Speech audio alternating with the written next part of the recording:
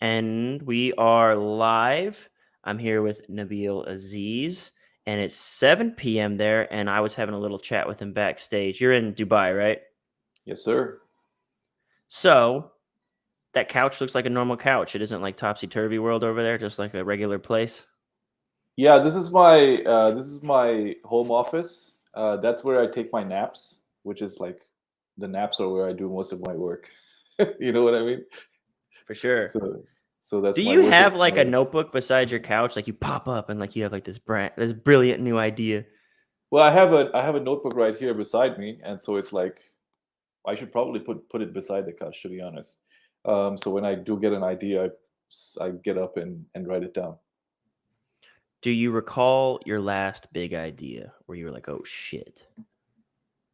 Um, recall? No, let me see. I might have had some ideas in here.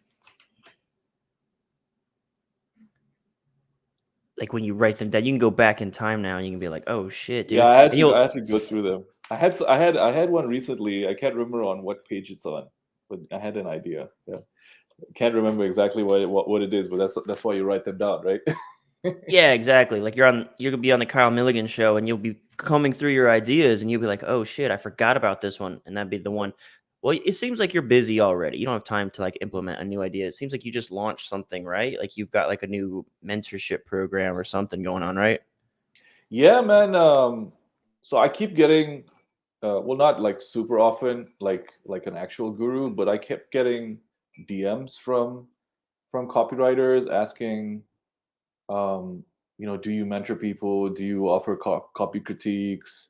That might be something that I'd be willing to pay for, because I post my work a lot, and then like within our little copywriter circle, among our like little tiny fraternity, some people know me, and so like I have a little bit of, I guess you could say, clout that way. Um, I and think so that's then funny you say that, like our copywriting circles, because there's two parts to this. One, in this little world, everybody kind of knows everybody, right? yeah, But then sometimes you don't. And like sometimes, like I think whenever I bring like Pauline on or I bring you on, it's like to the people who like kind of follow this guy and follow that guy or gal, it's like to them, it's like a DC Marvel, like worlds collide moment. They're like, oh shit, I like both of those people. yeah, yeah, and it's like, so there's levels to it, right? And so like I look at Pauline as like a purist kind of celebrity. Like if you're like if you're in like in the trenches of copywriting, then like who Pauline is. But if you're Hmm. like just like this YouTube copywriter who's like just trying to figure things out, or like that's where most of your information is from YouTube, then you're probably not going to know who she is. Because like the way I see it, like, so copywriting is like is one of those like professions where it's we're kind of big into tradition, and there's like a lineage, like a kung fu school, like this Hmm. person studied from this person. So that's why, me You pay personally, I homage love, and respect the greats. exactly. So that's why one of the reasons why I love Pauline is because she has a lineage like that like you could trace back. You know what I mean? Yeah. Up to like a 21 and Me sort of deal. Like, where did this copywriter come from? I Exactly. th- I think that okay, so we can kind of touch on your mentorship thing too, and I don't even have an affiliate link, y'all. So, but like I think if you look at people in that position, you say purist, it's like a there are. It's almost like the people with like the most experience usually don't garner the most attention in their fields. I know Alex Becker was huge on this because when he was doing his YouTube regularly, he was always like pounding the table that like you're not following the Shopify CEO on YouTube. You're not listening to interviews with like the his like Sam Ovens and the people that he thinks are brilliant, like the people that he thinks are intelligent and smart in the game or actual doers. He's like you're following all these YouTube guys. And so I get what you're saying in copy. It's like even, I brought Pauline on because after like the third or fourth time I'd sort of like seen a post suggesting that she was going to get more vocal and put herself out there more instead of just like doing the craft. I was like, just She- come on my show. Like just I got people that watch it. So what about you? Like, I mean, you though, you I feel you strike me as a guy who puts out like stuff that's pseudo controversial. You know, you push buttons. I mean, like these days, like if you're a normal person, that's controversial. You know Mm-hmm. what I mean? So Yeah. like my whatever like my views are, whatever you want to call them. Like 10 years ago, they were not controversial at all. 20 years ago, Mm-hmm. that kind of thing. So like I'm a very traditional guy, and so that might come off as controversial to some. And generally, I'm just opinionated, and so Mm-hmm. I'm not afraid to say what my opinion is. And so I guess that could be construed as controversial. Um, I've also been kicked out of some copywriter groups for being too controversial, but I've calmed down a bit now. Yeah, that sounds controversial. That's different than just being traditional. You poke the bear too much. Did Yeah. you want to tell me some cool stories about that? Like you call out like fake gurus? Did you do something noble, or were you just kind of being an asshole? Which one? I mean, I wasn't really. I would say I was trolling, like just to get a rise out of people. So it's probably deserved for the type of group that they were trying to run. And like this is like a very vanilla kind of group, so it's not like the people aren't hardcore. Like there's a lot of like what I would call civilians or normies in the group, and they're just like in copy, like they don't believe in conversions. They don't like being salesy, but they're fucking writing copy. And so like when you're dealing with those kinds of people, there's very little you can speak about that won't cross the line and get you kicked out. But I would say that Yeah. I deserve getting banned, to be honest. How long ago was that since you decided to like grow up and turn over a new leaf? Was it like last week? No, When did you get? this was maybe 2 years ago. And so I mean, uh, I'm still opinionated. I still say what I think, uh, but I've sort of mellowed out over the past. Maybe it's just age. Maybe I'm becoming low T. Oh God. Oh God. I think we're all right. We're gonna go there. I think like the pills and like the conversations they have started, like the red, the blue, the black, purple. There's so many now. I think those are nice. But then there's like the people who like it's become like RuneScape. Like they live in this like forum as a reality now, and they come up with all this bullshit that they say about like Yeah. betas and low T, and it's like, And what happened to, like, just being, like, self-improvement and being, like, a better person and, like, just, working on yourself and shit, you know? no, yeah, 100%. Like, so if you look at what the red pill originally was, it was just about having sex. That's all it was. And then Mhm. the like the self improvement was like the mechanism by which you obtain the sex, right?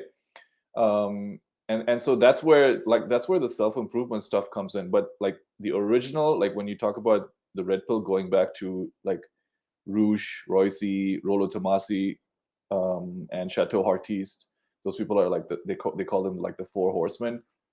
So back in their days, it was only about getting women into bed. There was nothing else to it. And then lifting weights, learning social skills, dressing better. They were all just a means to an end.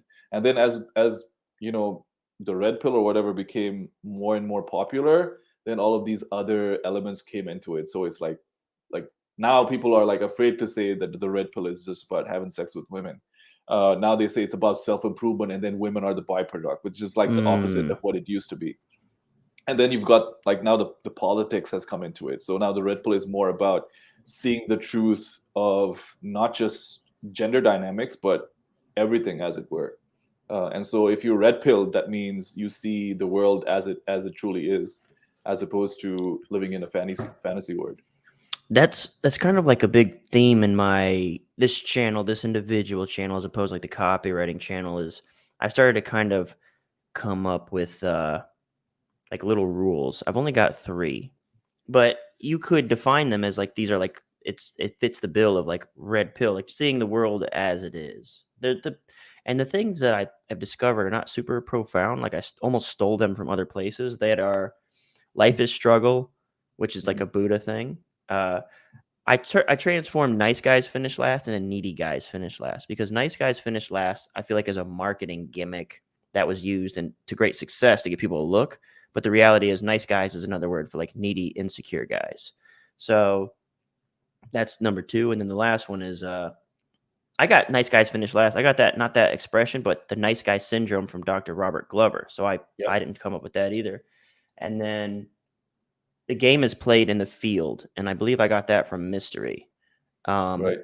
which has been, you know, we had, Jimmy's watching him. I'm not sure if he's still, he wanted you to name names on the groups, but I'll tell you the names. Yeah, I don't mind. I'll call them out. But well, I'm actually shit. I'm cool with them. Like the owners of the group, I'm cool with them. It's not a big deal. Like I used to be in one of their masterminds, so like it's not a big deal. Like, Did you get kicked out of the mastermind, or you just no, I didn't get kicked out exit of the yourself? mastermind because I was I'm a paying customer. Why would they kick out a paying customer? But I got Yeah. kicked out of the free group. The free group was like full of normies. So and You guys are also bros now? once you get past a certain size of the group, then it becomes very difficult to, like, the group always loses its touch. Like if you look at Justin and Stefan Talk Copy, like after it got past like 10,000 members, like the group, I would say it wasn't as high quality as it was in the beginning. Mhm. Same thing with Nothing Held Back.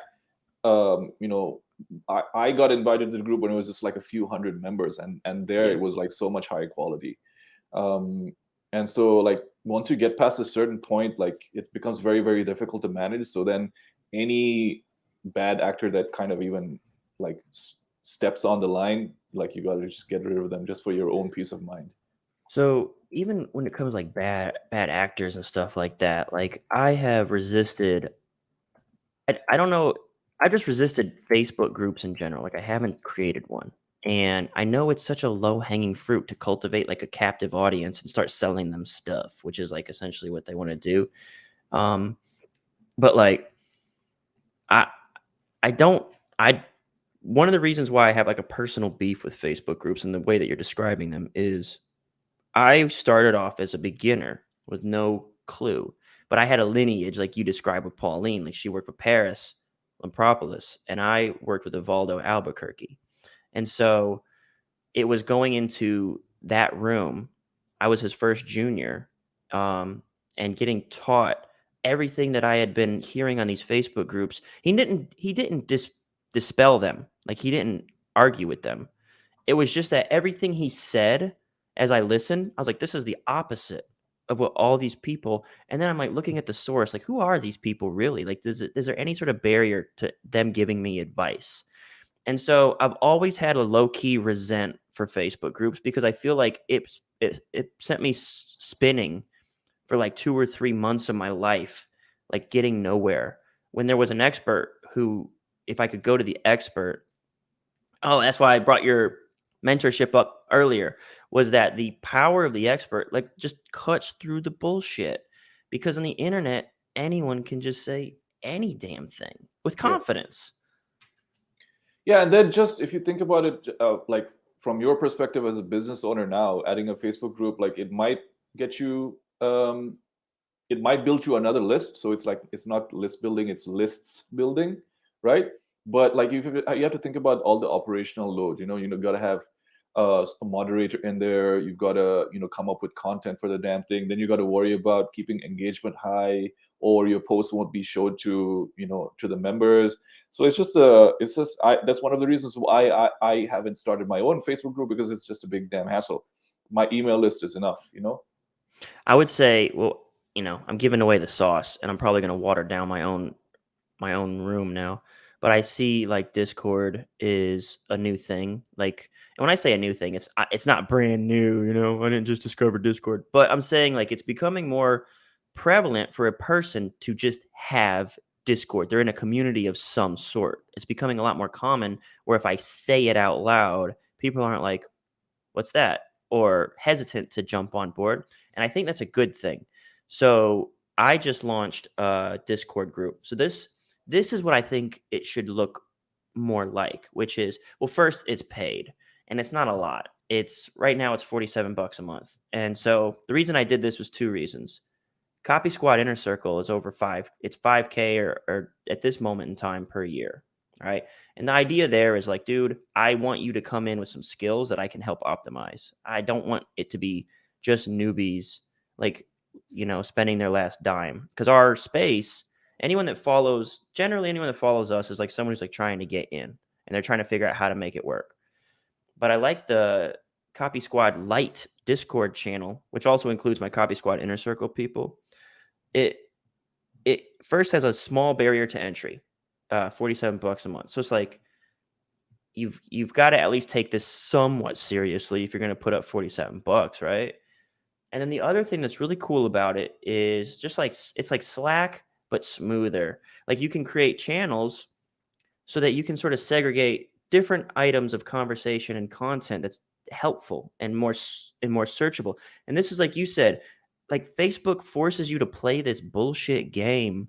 Like I gotta post content. Why? So that people can actually use the group. I don't like so that my stuff comes up. Like it's I feel like that whole thing is just like so it's like a hamster wheel. And I know that there's so many benefits, but I hope that over time sort of moves to like this private world of like Discord or something where you can be a little more on top of it and in control. You do anything like that? Are you part of any Discord communities?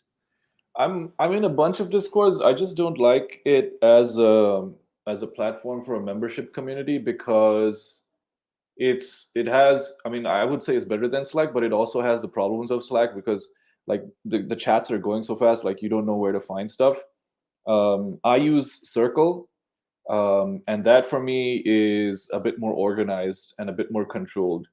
Um, so that's what I use to build my community. And then it's interesting that you talked about the price aspect. So you have a higher tier membership, I guess, which is like $500 a month, and then you have the lower tier one which is $50 a month. My membership is even lower than that. So I designed my membership uh, for copywriters and marketers from the global South, where even $47 a month is is like a third of somebody's salary, or it's like 47 could be like, okay, they have a bad month and they're thinking about, oh, should I cancel this membership? Mm-hmm. But I Let have to me let charge me something. Go ahead. Yeah, let me pause you right there. So, for folks who don't know, could you?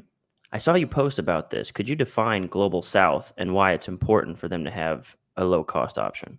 Yeah, so global South is the woke way of saying third world. You know what I mean? So Latin America, Africa, South Asia, Asia. I would also include Eastern Europe in that. And so, like, average salary in Sri Lanka, where I'm from, is 200 and something dollars a month, right? And so if you're looking, if you're new and you're looking to get started and you need some help, you know, one, the difficulty, like you can do this for free. I'm self-taught. I mean, I've spent a lot of money on my education over the past 3 years. I think it's like well over $50,000. But I started learning off of free stuff, and you can learn off of free stuff. But the problem is there's so much free stuff out there right now. You need some curation. So this membership is an opportunity for me to like curate what they learn and sort of help them skip all the stuff that they don't need to know. Okay, yeah, and I think that's important. That's something that is like a weird thing for me to sort of balance. Is I do get emails, um, like people who want free stuff, like straight up, just like, hey, can I have this for free? Like, no, I can't do that. Like, you can't just be giving away everything for free. And I don't mean it in like a douchebag way. I do sort of feel like I try to uh, hit that balance that you're describing. Like, I had at one point, I think I had like 400 videos on my YouTube channel. I started pruning the ones that got like no views. And I feel like that's might be like the direction that this channel heads eventually. I'm just gonna keep making shit, and there's some stuff that like nobody likes, and I'll start like pruning it off or something. But yeah, man, like I'll say something like the things that I'm teaching too. This is it's me sort of parroting the things that I learned from like Joe Schrafer and Evaldo and Ryan McGrath and Aaron Gensler and all these OG copywriters who like built this $300 million company that I was a part of for a little bit. And so I'm hoping that I can be that primary source of like the real talk, instead of all just like, I read a book today and here's what I think you should do with your entire life. Like, because I read it out of like this chapter 2 of such and such book and I've never actually tried it. That's so prevalent. Yeah, that's actually something that I've been talking about and thinking about for a long time. Is um, the majority of the content that's online, I would say since content marketing was pretty much invented, is high noise, low signal, right? And then I use your channel, Kyle the Copywriter, as an example of low noise, high signal. In fact, I told everybody in the membership that they should binge watch every video on your Kyle the Copywriter channel, because it's like you talk about, you teach a lot of the stuff that I want them to learn, and you've already taught it. So like, why should I like teach them again? So like Nesby, DIC, like all that stuff, especially because right now we're focusing on emails, so it's very easy for me to just teach them off of your content. And you have the copy breakdowns and things like that that you do, so it's very, very easy for them to actually learn off of your content. And so they would not have known that, okay, had I not told that to them. So I curated the experience for them, and to me, I think that's worth $20 $20 a month. So instead of them watching some other bullshit copywriting channel that's fucking over optimized for YouTube, and it's like 20 minutes of fluff and 3 minutes of actual content. That's something that sort of bums me out. I've actually thought about like turning like something I do like enjoy watching myself is reaction videos. Like just and I remember when I first saw reaction videos, like this is bullshit. This is somebody watching a video and I'm watching them watch a video. But then I find myself like yesterday, I watched like 3 reaction videos.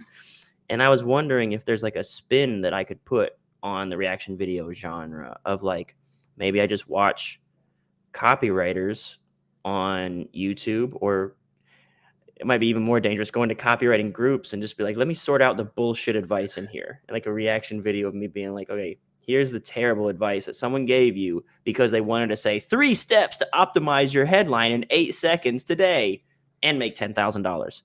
There's always some way to throw in like make $10,000. But I thought about doing something like that. But I'm not a dude who likes to throw shade. I try to like lead. I try to like lead by example, like just lead, and you sort of see the difference yourself. Like you sort of come to that realization on your own. So I try to always avoid like just throwing shade to be like, this dude is a fucking joke. You know what I'm saying? And it's lazy content, to be honest. Reaction videos, I mean, there's reaction videos to reaction videos, right? And so the vast majority of content on YouTube, I don't know, maybe it's just the algorithm feeding me reaction videos, but the vast majority of content that I see is not original content. It's a reaction video, because it costs nothing for them to produce. There's no effort involved. All that you've got to do is turn on the stream, start watching, and comment over it. And then like they just got to manage how much of the video they play so they can claim that it's fair use. Oh man, And so I think it's I just see like someone just watch a whole video and at the end be like, I disagree. Like, yeah. And that was sort of popularized by some of these gaming streamers. There's one streamer called Destiny, and what he does is he puts he's got the video that he's watching on overlay, and he's playing video games in the background. So it doesn't break fair use, because he's actually like he's like changing the content enough that it's fair use. And so all he does is plays like Factorio, and he's watching sometimes long form content, like an hour, sometimes even longer than an hour, and then he'll pause, offer a comment or two, offer rebuttals, like talk to the chat, that kind of thing. So I don't know what people find entertaining about it, but I find I guess that's the problem. I find myself watching some of it as well. So like, I think it's bad content, but for some reason you are watching it.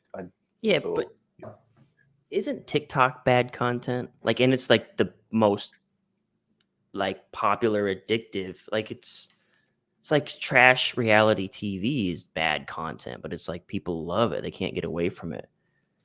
Yeah, it's the same thing with TikTok. So like this idea of chopping up all the content and spreading it everywhere, right?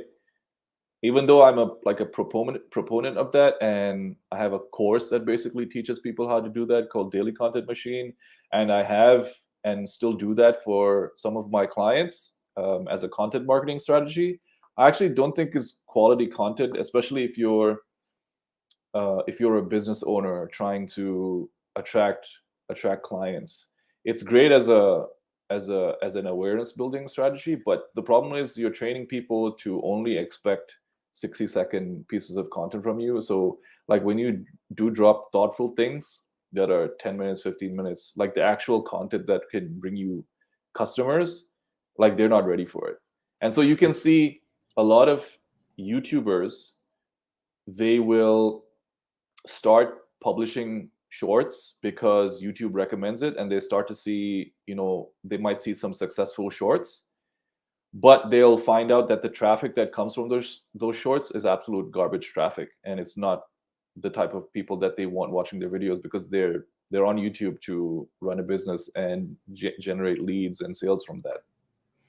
So one of the things that on what you said there about traffic and being garbage. So there's a couple points here that are true, that are just like they don't need to be discussed. They're so true. Like one of them is YouTube is pushing shorts. We put out a short yesterday, and I think it's like 60 seconds, however long the short is. It's just a snippet of me talking about when people misuse Nesby or use on the nose Nesby, which is where they talk literal. They say, this is new, it's easy, it's safe, it's big. Like they just say the words instead of using the idea of triggering those nuances. So I have this 60-second clip, and it's my number one of all time in terms of how fast it accumulated views. It's at 981 views right now. And it came out yesterday, which is the fastest we've accumulated. Like, and we didn't do anything to promote it. We just published it. It's the fastest we've ever seen. And you know what's crazy? The average percent viewed is 67%. Like you couldn't sit for the other 8 seconds of the motherfucking video. You couldn't see the finale. You made it like 22 seconds. You're like, fuck this. Like what? I've seen girls watch TikTok. Like I was hanging out with this girl, and we were sitting there, like I think I was doing some shit on my phone. I was like posting, maybe I was posting about this, like on Instagram or something. And she's on TikTok, and I'm sort of listening in. And one of the videos she's watching sort of catches my attention. I'm like, oh, I'm waiting for like the conclusion. And she swipes. I'm like, how long could that video possibly be that we watched half of it? And we're almost at the end, and you couldn't let me just see the end of the. But that's how people are. So it's kind of wild to think when I witnessed it myself. Like we talk about it. Everyone's bitching about it on, the internet. But then I saw it in action. There's another thing that I saw. I was hanging out with a girl, and she was 24. I think this matters. Their age matters because it's like, how immersed are they in this shit? And I remember, like, we go out to dinner, and then like we have like a whole evening. We meet up, hang out, go to dinner, come home. And I started to recognize like this almost fidgety agitation that when there was like a pause in conversation, she would just like, and it's weird. It looks addictive. It looks like, like this sort of, like when you imagine like a crackhead, like scratching, or like a meth addict, like doing something, like getting all jittery, like the way that they flick the thumb to like, just like flick, stop.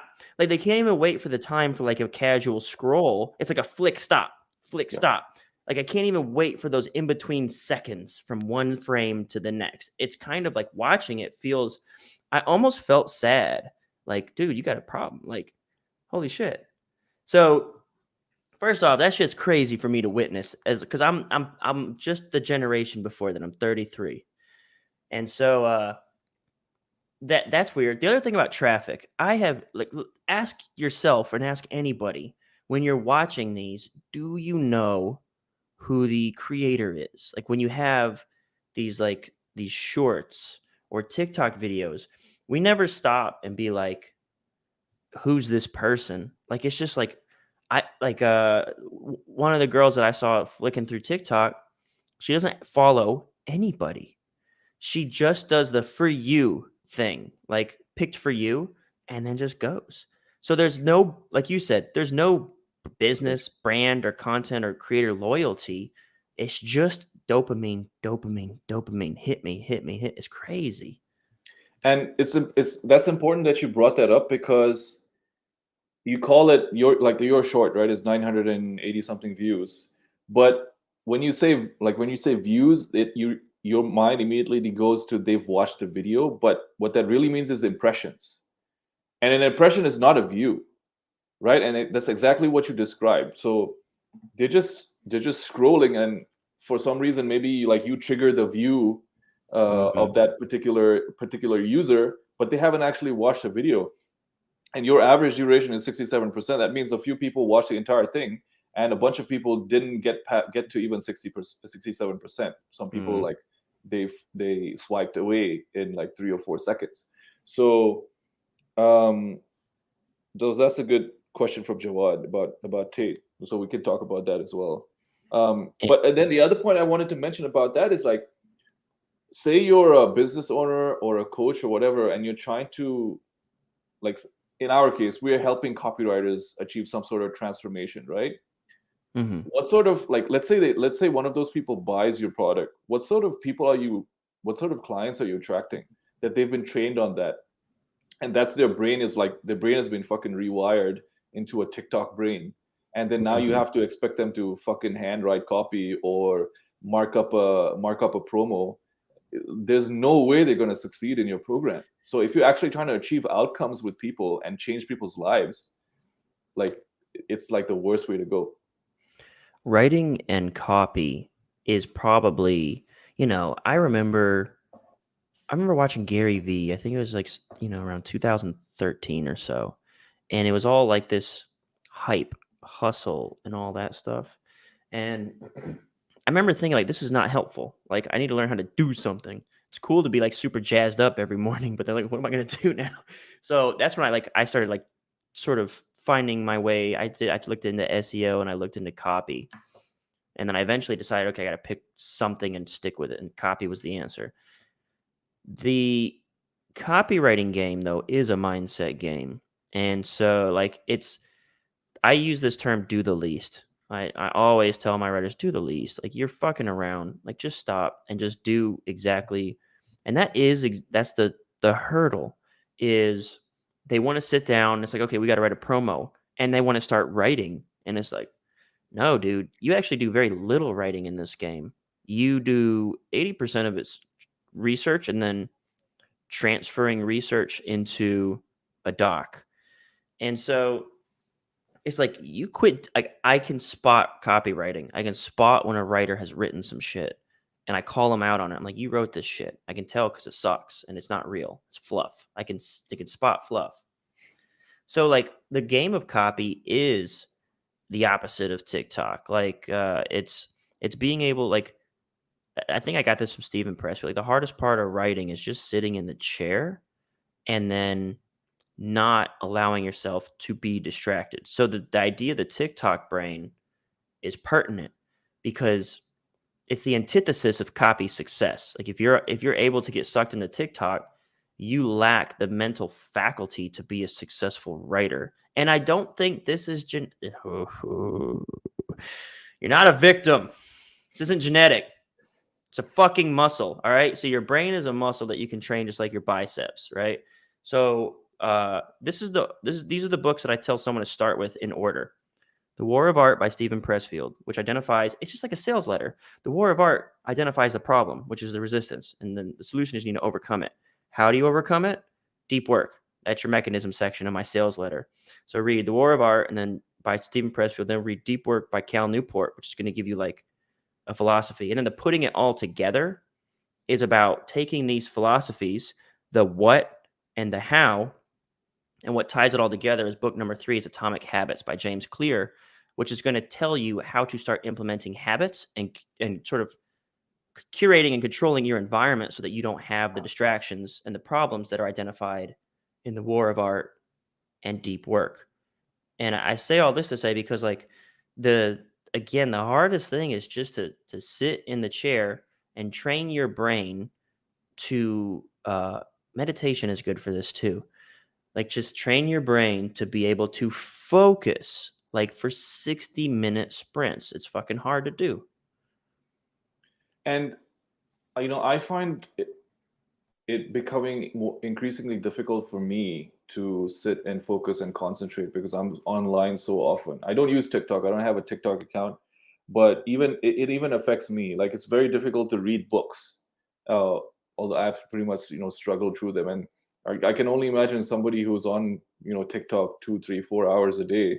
Like, how would that be if they try to read The War of Art or Deep Work or Atomic Habits? It would be just like complete torture for them, and so they can't even um, they don't even have the opportunity to understand the problem to even begin to solve it. Yeah, 100%. And one of the things that I was going to mention earlier here, my headphones are dying on me. I wonder if I can charge and use them or if it's going to kill them. I think it killed them. One of the things that I have been doing recently. So first off, for people with the issue of unable to focus and read, Audible is a way to sort of, it's the closest thing that you can get to information by osmosis, which is what everybody wants to do. They want to sit down next to a book and then the book just be in their brain. And so the closest thing I can recommend there is Audible. And what's great about it is because it's a low effort thing, it also is useful in those times where your brain is the most susceptible to things like reading. So like when you're driving, um, Audible with the shower is difficult because if I have a speaker, the echo in the bathroom is so bad and the water crashing, I can't do. But there's a lot of times where you're not doing shit, and Audible would be like the perfect. I think driving for, you know, it's almost a shame we don't have commutes anymore. Like everybody's working from home because that's that's key Audible time, dude. Like that's a chance to like make yourself smarter or like, yeah, just I'm trying to think. There's another. I used to do audiobooks at the gym, and I've kind of cut that shit out. I've kind of cut audiobooks over like this whole month. I haven't done any like audiobooks and stuff. I brought up Jimmy earlier because I saw a post from him on Facebook basically saying the same shit. Like he quit doing content or reading Yes, I reading saw that as books. well.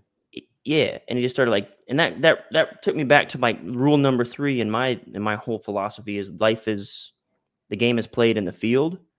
And I noticed that I would do all this reading in the the frame of I'm making myself smarter and better. And I've read hundreds of books now, but it's like then I recognize, fuck, dude, I don't socialize worth the fuck. Like I don't socialize worth a damn.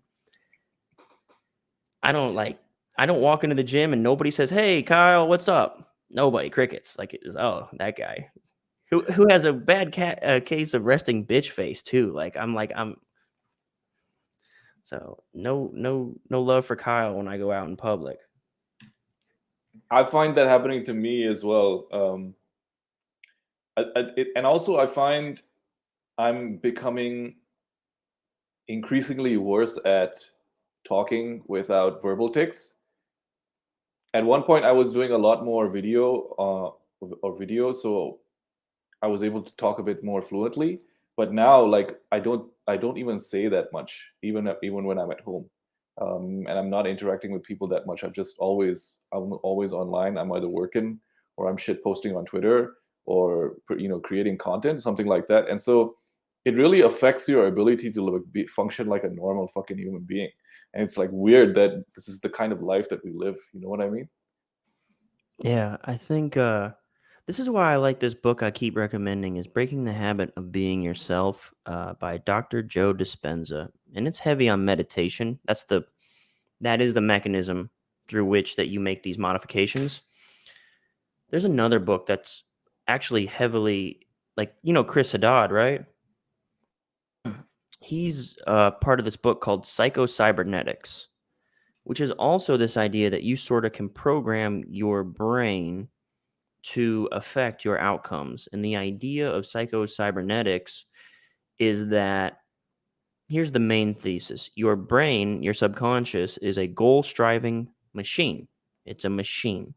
And so all you have to do is plant the goal and really like you need to want the shit out of it. And your brain will begin the work on your behalf of sort of seeking out opportunities. And so people end up calling this the law of attraction. But it's this idea like, no, you plant the goal and the brain goes to work while you're sleeping, while you're in the shower, while you're driving, while you're not really thinking that you're thinking. The brain is sort of seeking out, how do I get what the fuck I'm trying to get? That's psycho-cybernetics. But breaking the habit of being yourself is all about, and this, like, all this stuff sort of feeds on each other. Once you read enough of these philosophies, they all have different ways of saying similar philosophies. And that's breaking a habit of being yourself is a lot about like, what do you sort of rehearse? So there's a maybe I'll go near a hot button issue. There's depression. Okay, we'll talk about depression for a minute. So there is a very sensitive, controversial take from Cobra Tate that depression isn't real, and that it's like you go to a therapist and they tell you you're depressed every day. Well, now you feel like, oh, I must be depressed, right? That's kind of like his stance. So I'm not going to put those words in Dr. Joe Dispenza's mouth by any means, but that's a very sort of polarizing, far end of the extreme stance. Something that Joe Dispenza sort of does talk about is like, well, when you wake up, do you have like a standard protocol of thinking? Like, does your brain start? What's the first thing you think? And he's basically like, have you actually paid attention to, like, that's the start. Like, how does this go throughout the day? And one of the things he says, like, breaking the habit of being yourself. This really resonates with me because I don't believe that your personality is a real thing. Like, because it changes. I've changed so many times in my life. And I'll tell you some of the real things that'll put this on like display for you. When I became a leasing consultant at apartments, and they told me, like, here's how you sell apartments. And I sold cable TV and internet over the phone, and they handed me a sales script. They said, this is your sales script. Then I started writing copy, and they said, this is how you get people to buy stuff.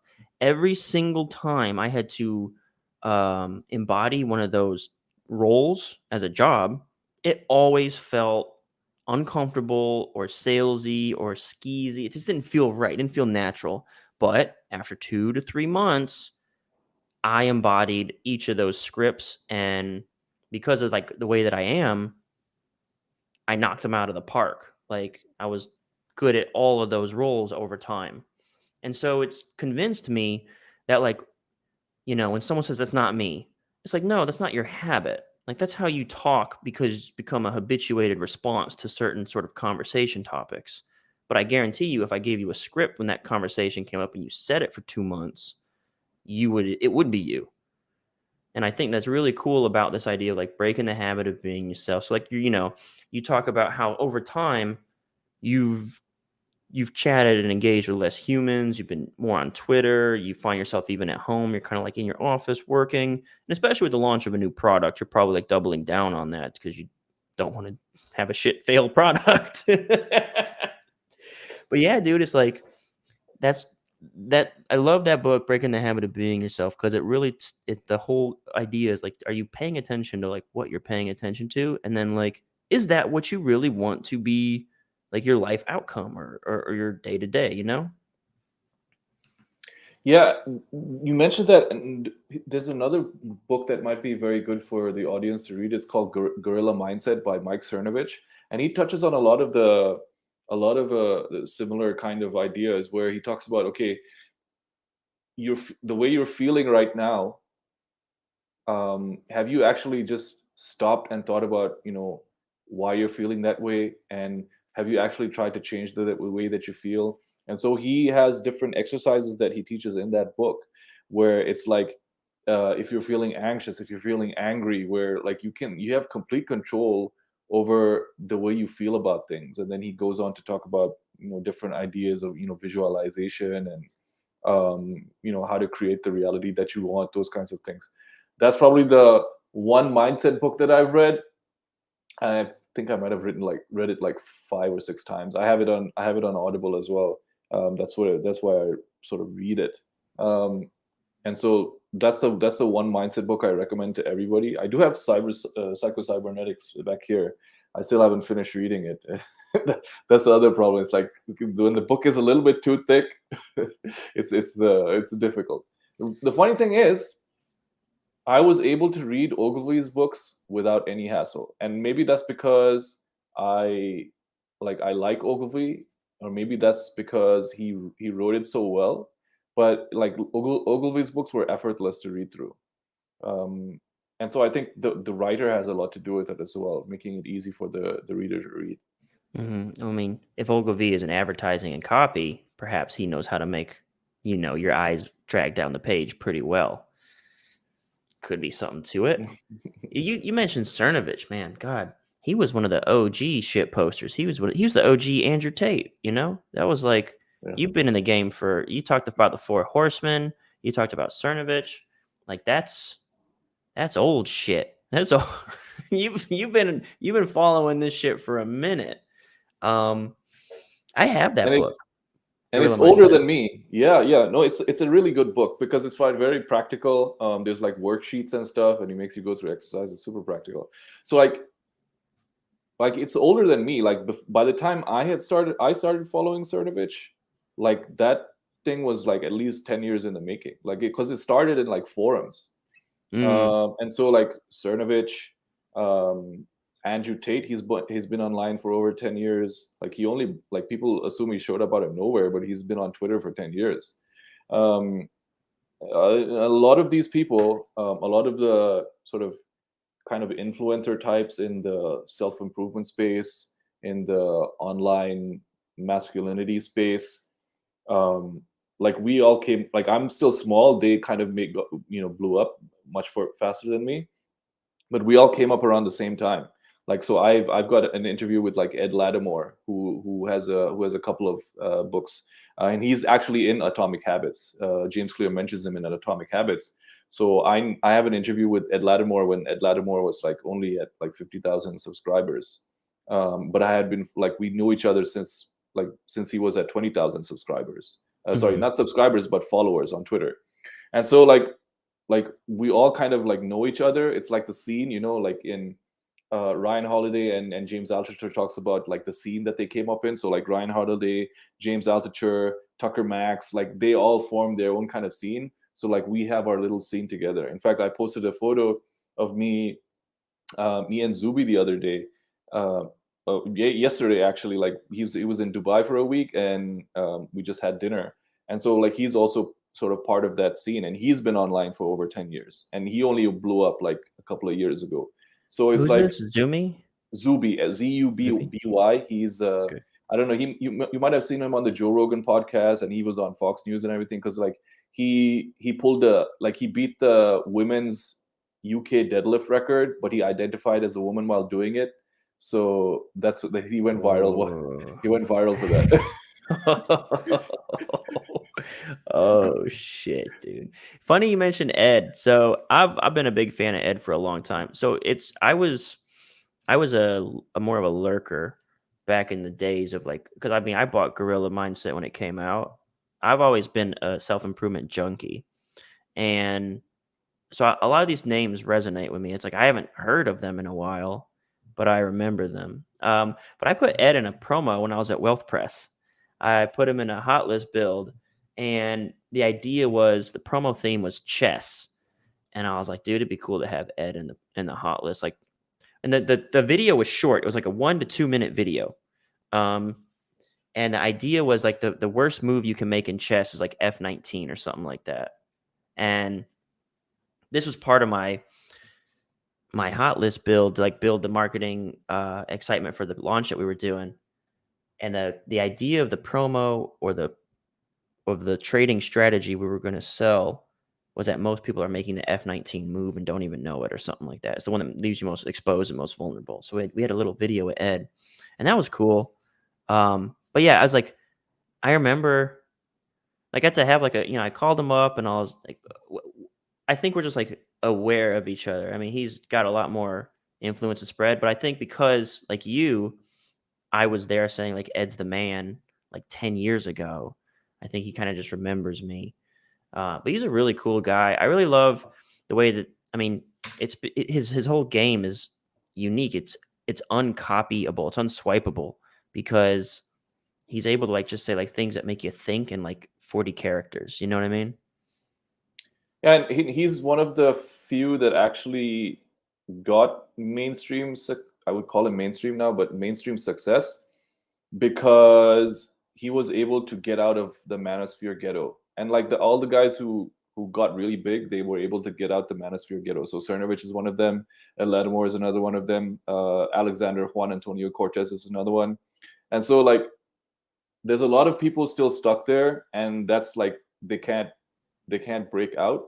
So Ed Lattimore is one because he was able to package the material, the red pill material, in a way that was appealing to everybody, and it was always positive. There was no negativity involved with it, and so like he has very like even though he has, I would assume that he has haters, being having as larger following as he does, but he had never had beefs with anybody, like because when you were back in the day, like the strategy for growing on Twitter was beefing with people. And so like you're like clapping back and all those kinds Yeah. of things. And even I tried to do it when I sort of grew out of it as well, as you get a bit older. But he was like the entire time he was always positive. So like he never had like he was always able to attract a lot of people, or attract the masses because of all of the positivity that he put out. I definitely saw. I did see him do some like little when like Pepe was a thing. I remember him fucking nailing some people because he would, like you said, people would troll him, he'd troll back. He would he did a he was always good about. Yeah, he never went into that world of bitterness. I think the ghetto that you're describing is they get stuck. Like it goes back to that first conversation we had. The red pill was originally about dating, not even dating. It was seduction, just straight up Yep. getting girls in bed. And that's not what his message is. Like, because I mean, he's been with the same chick for as long as I've been following him, right? Like, it's been like years and years and years. They're not, I don't think they're officially married or anything, They're but engaged now. they're engaged now. Okay, cool. Congrats, Ed. Um, and you're married too, right? Yes, married with 4 children. Oh, wow. That sounds busy. I mean, it is, but it isn't, because I have, we have traditional gender roles in this family, so like Mhm. I get to just shit post on Twitter while she runs the house. Does all the work. I had a little rant that I did last week about this idea of 50-50. 50-50, like splitting your relationship 50-50. When I say that, what comes to mind in your head when I say 50-50? Hell. Give me Because a little more. Paint a I picture mean, for it me. like, okay, so 50-50 is like, okay, I cook one day, you cook the other day. We split the washing the dishes, we split the cleaning the house, we split the taking the garbage out, we split the watching the kids. And that, I think, is I don't know. For me, it's a recipe for disaster, because you got to have somebody who's like you got to optimize for what you're going to optimize for. And in our house, so like my wife is a stay-at-home mom, so I'm the sole breadwinner, so I have to have all my energy and my mental acuity for doing that. Like, for example, like when my children were born, uh, I would always wear earplugs when I went to sleep, because I had to work the next day. And it doesn't make sense for both of us to be sleep deprived and completely useless. So I would wear earplugs. And I recommend, when whoever, like if it's some new soon to be dad asks me, oh, what advice can you give me? I would always tell them, buy yourself some earplugs. And now that sounds, I would say, that sounds a bit off color, and it's not kind of not cool to say, because why aren't you up helping your wife with the baby? Because it's like, I'm useless. She's got the milk. Right. Right. But then they'll say like, oh well, she can pump, and then it's like it's just generally stupid. But then, you know what I mean? It's like you got to be able to perform when you're the breadwinner, and so Mhm. we optimize around those things. So I think you and I have the same ideal of 50-50, and I use the words 50-50 very specifically because there is have you ever heard like one of those things like a doctor has a brother who is a lawyer, and the lawyer has no brothers? How is that possible? You ever heard that? I have heard that. And what's the solution? It eludes me at this moment. I have to think about it for a second. The doctor's a woman, right? Okay, there you go. So, but your brain says, "Oh, it's a doctor, it's a man." That's the gotcha of the joke. A doctor has a brother who's a lawyer, but the lawyer has no brothers. How is this possible? Oh, the doctor's a woman. It's his sister. So when I say 50-50, it comes loaded with context. This is a copywriting judo trick. Like I say 50-50, your head goes to a specific spot. So the way that I view the 50-50 dynamic is more like an organizational chart. And whenever you're building out an organization, if there's multiple, I think if you remove the word gender from gender roles, everything kind of falls into place for people. Like if I am a copy chief, let's say I'm a marketing genius. All right. So imagine there's departments in every business, there's marketing, sales, and fulfillment. So imagine you hire like a new CMO, right? So you hire a CMO, chief marketing officer, to run your marketing department. And then, you have a chief sales officer or something like that, or a chief fulfillment officer, something like that, right? These people have like specific strengths that they bring. So the way that I sort of view it is very much like you. Like imagine there's a C-suite, and there's only two people that belong in the C-suite. Or you could say, if you broke it down, you got CEO and then CFO, and then underneath are all the little boxes of all the jobs that need to be performed in that department. And so the way that I see 50-50 now, and I've fallen into I've done the 50-50 the new modern way. I've done it before. It worked for a time. But the way that I sort of see it now is I think it would be more beneficial if you said, okay, this is I'm a marketer. I'm going to take all the marketing jobs. I got it. Don't worry about marketing. That's my bag. I got it. You are an accountant. You should take all the finance jobs at this business. And so what most people are trying to do, in my opinion, and again, I've been there and experienced it, is they are trying to say, okay, I work here now. So I'm going to split the bookkeeping with you 50-50. You're going to split the marketing with me 50-50. And then we're both going to be on sales calls all day. And it's like, but one dude's like a purebred marketer. Like that's what, like, why not just let that dude do the marketing? And I think, honestly, if you took the word gender out of it, I think gender is sort of like, we use the word traditional gender roles. It is just like we're traditionally, which just means on average, people fall into these blocks of roles and other people fall in these blocks of roles. And it's usually by gender that those genders do that stuff. But I do think if you said, all right, it's an organization, the relationship is relationship LLC, right? And so inside the relationship, there are all these tasks that need to be completed. Well, who's going to take each task? Because when you do an org chart, every position on the org chart has an accountability, a KPI or something that they must be held accountable to. And so what everyone's trying to do is draw a line down the middle of every single block on the org chart and say, I'm going to take half of this duty, you take half of this duty as well. And it's a shit show, right? Like, how are you supposed to be like, get up and make all the damn money if you're up fucking till 6 a.m, you had to be at work at 7, And I mean that's an excellent explanation of it. And then just something that came to mind in the last 30 seconds is like how it took you 5 minutes to explain that in a way that is more palatable to somebody who's like emotive and reactionary and will like lose their shit when you talk about traditional gender roles. Like how much more explaining you need to try to explain that to a modern normie mind versus just sticking with what has worked for like the past thousands of years. And so it's like the effort required to refute bullshit is an order of magnitude higher, right, than to produce said bullshit.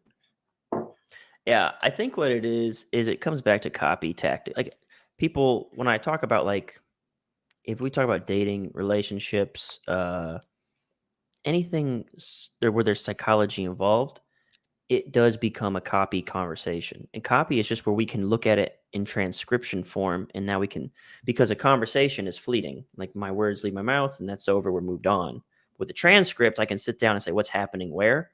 And so when you're doing, this is something I think I do pretty decent job at, is I can have most of the time fairly civilized conversations, because if that conversation I just had, if you were an extreme liberal, you probably would have been able at the end of that to say, that's fair enough. Like, that's your view. I'm not going to sit here and like get mad about it. Even if you didn't agree with me, you would at least not get mad.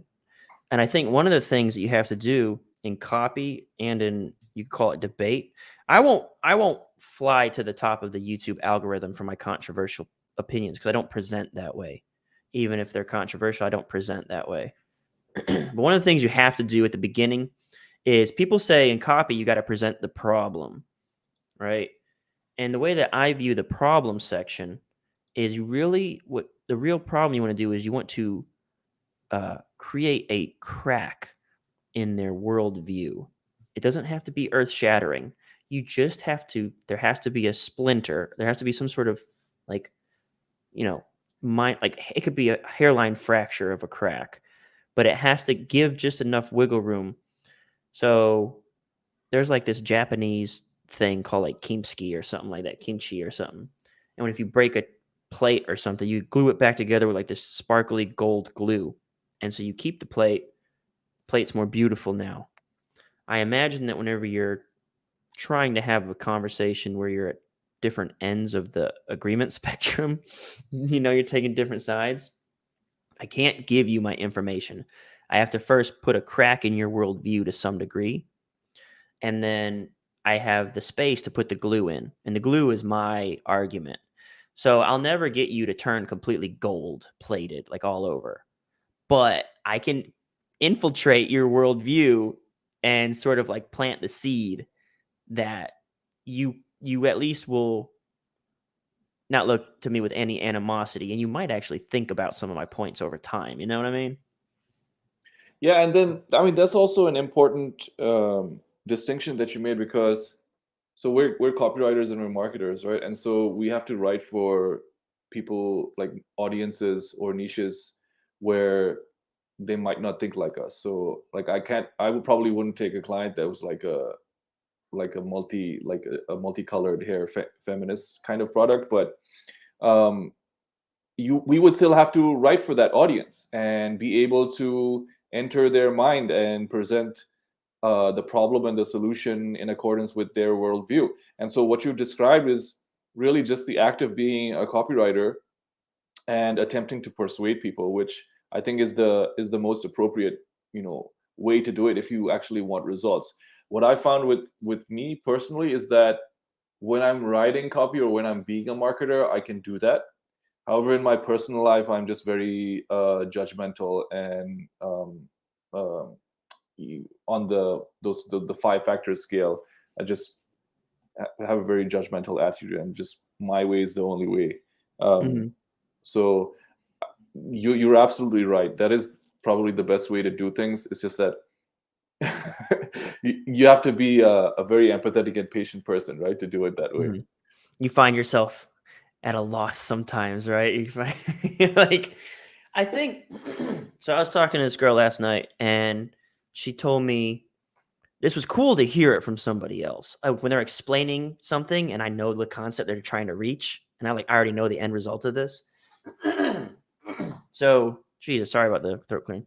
So, when I was at Agora, Joe Schriefer was the publisher, and he was building like a copy army at this time. This is when we were at the height of it. We're at 300 million a year, and we were doing these copy camps like every quarter with like a dozen copywriters. Mhm. And so he was optimizing for this, and he paid a consulting group, and we had all these like personality surveys that we all did. And he started to sort of parse out what are the character attributes of the top performers. And, I remember like sitting down, him saying like, there are certain things that you and Evaldo have in common that I think is why you both sort of are moving up the chain. Like one of them, I believe, if I remember correctly, was like high level of disagreeability. And so in order to be a copywriter, you can't go with the flow because you have to make a case. Yeah. You have to present a case like a lawyer, and you have to defend the shit out of it. Like, because you're going against someone's predispositions or worldview or something that they hold to be true, and they hold it firmly. And so you can't hack it if you fold, because the whole thing about your profession is being like, no, this is the best fucking thing you could possibly have stumbled upon today, and if you doubt me, you're wrong. It's like part of like being a successful copywriter. Yeah, that's it. It's difficult, right? Because you have to be disagreeable. Because I would say that copywriters are like, um, in terms of like job roles or professions, like we're like the least kind of normie job profession there is. Like you have to be sort of like a misfit or avant-garde in your in the way that in your outlook of on life. But then at the same time, you have to have these openness to ideas, because if you're a real copywriter, it's like you're writing for, like you write for any niche, any product, any kind of audience, that kind of thing, and you have the skill to be able to sell to anyone.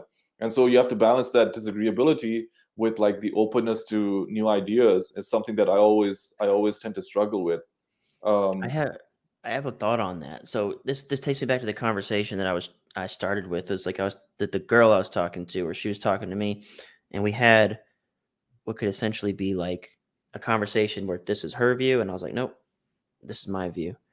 And just like we just talked about a minute ago, she was like, you're not argumentative. She's like, you're not argumentative, but you're very, I don't know, just argumentative. And I was like, yeah. So it's like, I'm not arguing with you. I'm planting little cracks in your worldview, and I'm leaving her to sort of think on these things. And I knew what she was trying to say. And I was like, she's basically trying to say I'm high on the disagreeability scale. And I think, again, that doesn't mean you have to be argumentative. It doesn't mean you have to be a shit poster or a troll or anything like that. Like, again, like my whole, even if I have really strong opinions, I still won't go straight to the top of the YouTube algorithm because of the way that I present them. Like, in order to, like, the YouTube game is to shock and outrage by, and here's the thing. With the YouTube game, you will polarize your people like a lightning rod. Like, you'll get them very quickly if you play the YouTube game and say, this is how it is. But you'll never win anybody over. The win people over game won't go to the top of the YouTube charts because it's going to make people think. Instead, people want to hear, yeah, I wish someone would have said this a long time ago. You know, I don't even want to say the controversial thing. I want to, like, my brain doesn't want to say the controversial stance, but like, they're like, I wish someone would have said that shit a long time ago. That's the fucking truth. But like and with the girl and stuff, like the trick to the disagreeability thing, I think where it comes from for you, and this is how you balance the open-mindedness thing, is the reason I think you're disagreeable is because you don't come to your conclusions or opinions lightly. So that whenever you form a view, it's based on like heavy experience and research. And so when someone challenges it, you're dug in, dude. You've fucking read up on it. You've done research. You've experienced it yourself. You have a fucking castle of like, this is my position. You lay siege to me like Troy. You're never gonna win, and that makes you disagreeable because you're very firm in where you stand. You know, does that sound like it describes you? that is, I would say that I don't. Most of my worldview is dictated by my religion, and so I have a firm grasp of my religious creed and its theology and its metaphysics. So, because of that, um, there's in my mind there's no multiple truths. There's only one truth.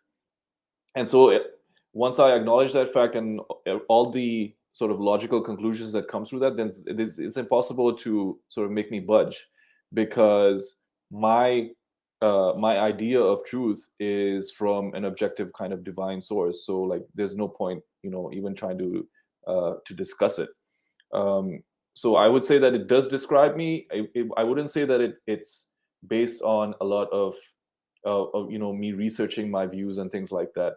But It's your but more. your but your religious philosophy, does it mess with your stance and how you perform copywriting? Like those kinds of things, you know? It can, because so like I don't do value stacks or value ladders, or those kinds of copy. Like I'll be very careful about the way that I phrase offers and things like that. So and then obviously I wouldn't write for products that involve alcohol, prostitution, OnlyFans, drugs, that kind of thing, gambling. So I wouldn't write for those kinds of products. Um, and so I think that also helps the way that I write my copy, because the religion just naturally makes me disagreeable. And so I have to find ways to deliver the same level of persuasion without actually violating my faith. And so I feel like the copy that I'm able to write is more, I would say, ethical, and it's more honest. It's more. It doesn't have. It's not effective in the sense that, in the traditional way that you think is effective, um, with what you would normally think of as a direct response piece. But I feel like it's more, because it's more ethical. It performs better, and sort of like a roundabout way of of saying that. Yeah, it sort of does help me write my copy a little bit better. Mhm. Mhm. I guess the question I was trying to make, but I think I get where you're coming from, is that like while your religion does help to make you disagreeable, but because you're so rooted in your truth, so you have like a very unbudgeable stance. There are stances that you are probably rooted in that are not necessarily religious, that you still are just as firmly rooted. And I think from there, like with your religious stance and your ethics and your values, those are rooted into something that you know to be true. And that's kind of what I was saying about your castle or your research. Like you have a strong, that's a better way to put it. Like just like not even in the religious conversation, but like if it's like any, I wish I knew something about you besides religion and copy. Call it red pill too. Like you have a strong sense of truth, which is backed by something. And I feel like for you, you come to that through experience and just like you don't. I feel like when you reach these stances of truth, and I could be wrong, but like disagreeable people aren't necessarily argumentative. They don't seek out conflict, but they're just strongly rooted in truth, and so they're very difficult to move. They're difficult to budge. But you open-minded, you want to know truth. You want to discover and know it to be true. You don't want to be wrong about it. Yeah, I would say that that description is accurate. Um, I would also add that, I'm in my 40s now. I just had my 40th birthday in June, and so like once you get to my age, you've had a bit of life experience, and so like your life experience will tend to color your ideas and your view of the world. And once you've experienced things a certain way, and like, this particular situation, this is why it happens the way it does, it's very difficult for somebody to come in and tell you otherwise. Mhm. That too, And as I would say that, I'm sorry to interrupt you. no. I would also probably say that, just generally, I'm stubborn and I have a problem with authority, and I've been that way ever since I was a kid. And so like, I naturally go for, if you take the lockdown situation and the pandemic situation, right? Mhm. I hated being told what to do by other people, and so I naturally look for what's going on here. What's the other view? Why is this happening? Is there a different explanation? And it's the same. It was the same thing with the war in Ukraine.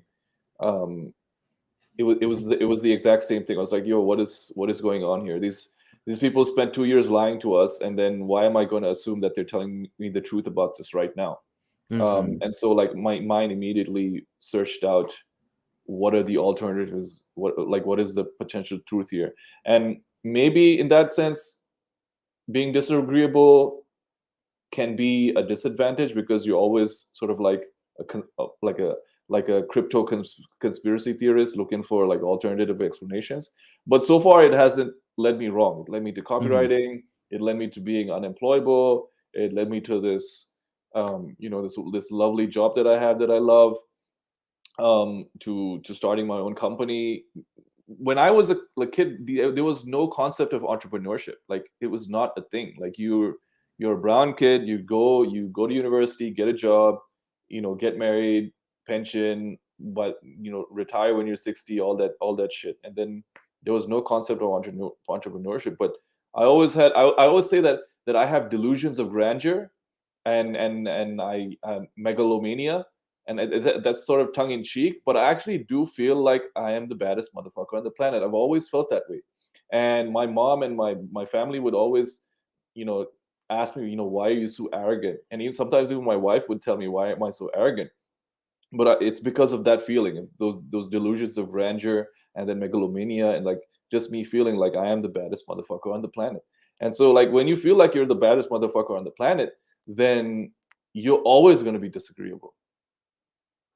Yeah, that's dope. I like that too. I mean, that's like a gift to because feeling like the baddest motherfucker, like arrogance is a gift because so many people are so insecure and scared and easily moved. And I like this idea of like you keep saying like what you're describing is like you're being disagreeable, you question authority.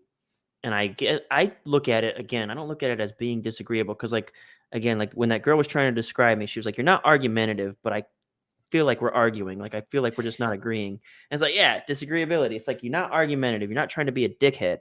What I feel like disagreeability is really is you are you want to know truth. I like that. That's such a nicer way to call it than disagreeable is that you don't just take things at face value and say I trust this source because they said it. You say I want to know what is the truth of this situation. And then oftentimes, people who are rushing to put information into your brain are full of shit. And so over time you start to recognize the patterns of like, well, they just lied to me for 2 years while other people are very like easygoing, like cool, whatever. They're probably telling the truth this time. Why would they go on TV unless they were telling the truth?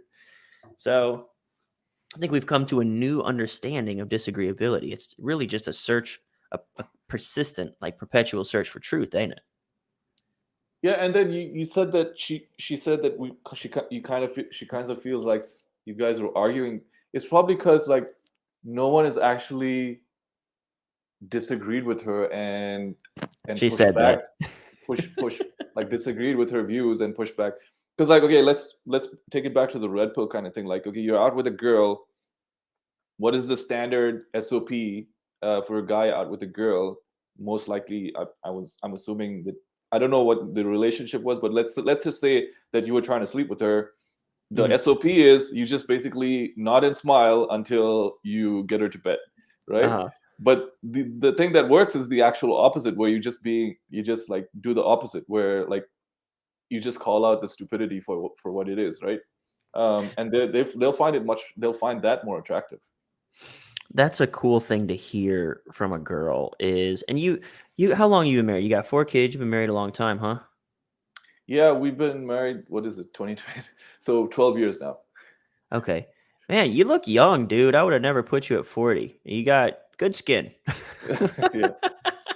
I but like it's cool when you're in the game and there are certain green lights, like green flags that you hear.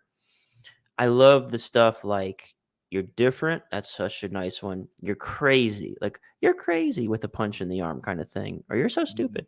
But like what you said was so spot on was that she said, "No, no one ever challenges me like this." Like, and that is the wildest part is that's where that needy guys finish last is rule number 2. And I came to this on accident before my last relationship. Like way back, I think it was like 2014 or 15, where I started getting fed up with Tinder and the girls I was going out with, but I kept like I didn't know what else to do, so I kept going on dates. And over time, like I started just being like more like this sucks, like this is bullshit. And then one date, this girl was just saying stupid. I know what it was. Her husband was a firefighter. They had divorced and they had a kid. And she was telling me he gets to see her like once every 2 weeks, and he should pay all this child support, stuff like that. I was like, but at the same time, she was bitching that he wanted to see the kid more. And I was just like, wait, you don't think the kid's dad should be able to see the kid? Like, why? And she was like, because the dad wanted to pick her up from school, and she was like mad about this. And I was like, why is that a problem? And so I noticed, like, when I started, like, that was like one of the aha moments that I had when I was just I had, Charles Bukowski has on his gravestone, it says, don't try. But like when I was like done doing the smiling and nodding thing, I noticed like the dynamic shifted. And I was like, this sounds like really like I'm agreeing with the dad. I think you're wrong. And I noticed Do like, this again. Okay. I can see you're a lifter. oh yeah. So yeah, Sorry, so go like ahead. I noticed whenever I started to do that, and it was because I was fed up. It didn't come from a place of strategy. It came from a place where I'd kind of given up hope on ever finding anybody I actually liked.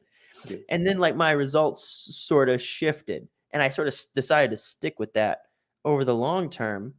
And, I read that No More Mr. Nice Guy by Dr. Robert Glover, and it really put like logic to what was happening. Like this idea of like just being needy and supplicative and capitulating and just like always just being like a doormat. Like, bleh. But yeah, like the complete opposite is what works. And what's cool about doing the complete opposite is it's the easier thing to do, with one exception. It's easier to do because you literally just have to speak your truth and just be yourself. That's what everyone always tells you, be yourself. The hard part is the tension is people. So here's what my whole stance is on attraction. Attraction is literally the ability to endure tension with grace and poise. That's how I feel women look at dudes. Like they're water, you're a rock. And there has to be the ability to like, endure, like attention has the word tension in it phonetically. And so you're going to have these sort of like disagreements. And whenever you have the disagreements, that's the test is, do you endure the tension, but do you endure the tension with grace and poise? And most people fail here. This is where they start beating their chest. Like I saw this shit on the fucking YouTube, like this DJ. I don't know if you follow this shit. There's this thing. DJ Academics. Dude lost his mind. Lost his shit, dude. I was like, whoa. I've never heard of this dude. And it's like popping up all over my feed. Like everyone's reacting to this. And I was like, that dude did not endure tension with grace and poise, dude. But Yeah, if they you can call it. go in. Yeah, it's a shit test, right? And you got to pass the Mhm. shit test. And there's a different approaches to passing it. But the way you described it is generally like a much nicer way of describing it. I guess they have tactics, right? It's like agree and amplify, or amused mastery, ignoring, that kind of thing. Yeah, it's yeah, I guess there's a bunch of different ones. Like I know I know I've failed them because as the more I see go on dates and stuff, the more I notice them. Like here's one that's been a big aha for me is like we'll go out and someone that I'm with, it could be a guy or a girl, will say something like that bartender is such a bitch. And it's like I now know from my experiences that the bartender's not a bitch. It's like it's just a guard and you can break through that. And it's like I'm starting to see that's like a shit test unto itself. It's like a permanent wall, a permanent guard. And it's like, no, this is a person who's like trying to just live their life. And it's weird. It's sort of like, it's what the red pill sort of means is like I can see the world Mm. like kind of as it is. One of my favorite responses to any sort of ridiculous shit test. I'll give you a couple of, here's something we talked about YouTube experts that are optimized for YouTube. one of my least favorite parts of these sorts of content, like it could be anything. It could be about copy. It could be about like the red pill stuff, like dating, masculinity, stuff like that, right? They never provide examples or a real world experience. They never back up. Like, here's 3 tips to make anybody fall in love with you. It's like, can you name one motherfucker ever fell in love with you? Ever? Like, can you show me someone that loves you? Talking this shit. Fuck it. So anyway, here, let me give you some like some easy like shit test experiences that I had. Because I failed this one. In South Florida, there's some baddies who are older. And so you say what's up, and they say out of the gate, how old are you? And it's like, you say your age. I'm 33. And they say, I'm older than you. And your response right there is so telling, because my answer was always like, well, you're not that much older. Something like that. But I have these light bulb moments. And one of my light bulb moments was this chick said, how old are you? I said 33. She said, I'm 36. And I said, okay. And dude, she started laughing. Like, she started bugging. I was like, so what? So I was out with a girl, and I wear like gold, silver jewelry. It's like silver ring, silver watch, silver necklace. And she did the same shit. I was just like sitting there, like eating a sandwich or something. I don't know what the fuck was going on. And she was like, why do you wear silver? And I was like, what? She was like, I like gold. And I was like, okay. Like, if I just like do that, it diffuses the whole situation, because they're just like creating this weird sort of tension, right? They're just creating tension. And it's like, what are you doing right now? Like, are you calling me out for having badass jewelry on or some shit? Like, I don't understand. But yeah, it's the key is the idea of grace and poise is to settle it with humor, or like, like everyone says, like, Yeah, treat her like your little sister kind of shit, right? yeah. She's just trying to test if you're her better, because like she wants somebody who's like above her, I guess. Mm-hmm. Like to mate with, right? Mm-hmm. That's like her hypergamy. So she's like, so as long as you can demonstrate that, and the way you do it is like, you obviously, if you laugh it off like it's stupid Mm-hmm. and it is stupid, then you demonstrate that you're her superior, and then it's like, so that means you're worthy of her time and attention, Yeah. And for those right? who are like me and are like, yeah, but does it work? I'm 2 for 2 on both those girls. So like it works. And I think there's all these techniques like you mentioned, like agree and exaggerate, agree and amplify, stuff like that. Yeah, I And then mean, there's a lot of like terminology and tactics and stuff like that. And yeah. so like in the red pill community, they sort of try to practice those things. But then it's like somebody who learns the tactic, but that's the level of their understanding, is just the tactic. Like Mm-hmm. they have no concept of like a holistic understanding of seduction. And I'm not saying this like I'm a master of seduction or anything like that. Um, but you always find the best people at it are they either they understand these things naturally, Mm-hmm. or they just have a lot of reps. Um, so like for example, like, so I'm a Muslim, right? And so like Muslim men, like we don't date before we're married and things like that. And so going into Mm-hmm. marriage, we have very little experience Mm-hmm. with women. And so where do Muslim men go to try to understand women? They're like our normal kind of avenue of like seeking elder wisdom. Either it could be like with the men in our family who Mm-hmm. also have very little experience with women except for their wives and maybe their sisters or mothers, or it could be like the scholar or the imam or the congregation leader who also has very little experience with women. So my Mm-hmm. thing is like, the best people to learn about women from are pimps and male prostitutes, right? Because Mhm. they have like a much larger data set. They have a data set of thousands of women, maybe hundreds of women, and they've seen the women at their least inhibited, like as they naturally are when you let a woman just be a woman without um, the uh, the clothing of society's expectations. And so they're able to give you a much better understanding of how to interact with women than somebody who doesn't have as large a data set, where like his only experience or his only understanding is theoretical, or with the one woman he's been with his entire life. When you say pimps, are you talking about the sort of like euphemism pimps or literal pimps? Literal literal pimps, like Like so like yeah, like they make a living pimping hoes, literal pimps, right? yeah, exactly. Did you read Pimp by Iceberg Slim? I haven't finished it. I think I'm about like 10 or 20% of the way through it. But yeah, I was gonna say the name of that book. Yeah. Eh, I went so I don't know if you heard it from where I heard it. I heard it from Dave Chappelle. Did you hear about So I that? saw it. Yeah, same. Yeah, so for folks who don't know, Dave Chappelle tells a story about like why he left Hollywood and stuff, and he refers to this book, Pimp by Iceberg Slim, and he talks about how the pimping game basically is like psychological manipulation to like the most deep extreme.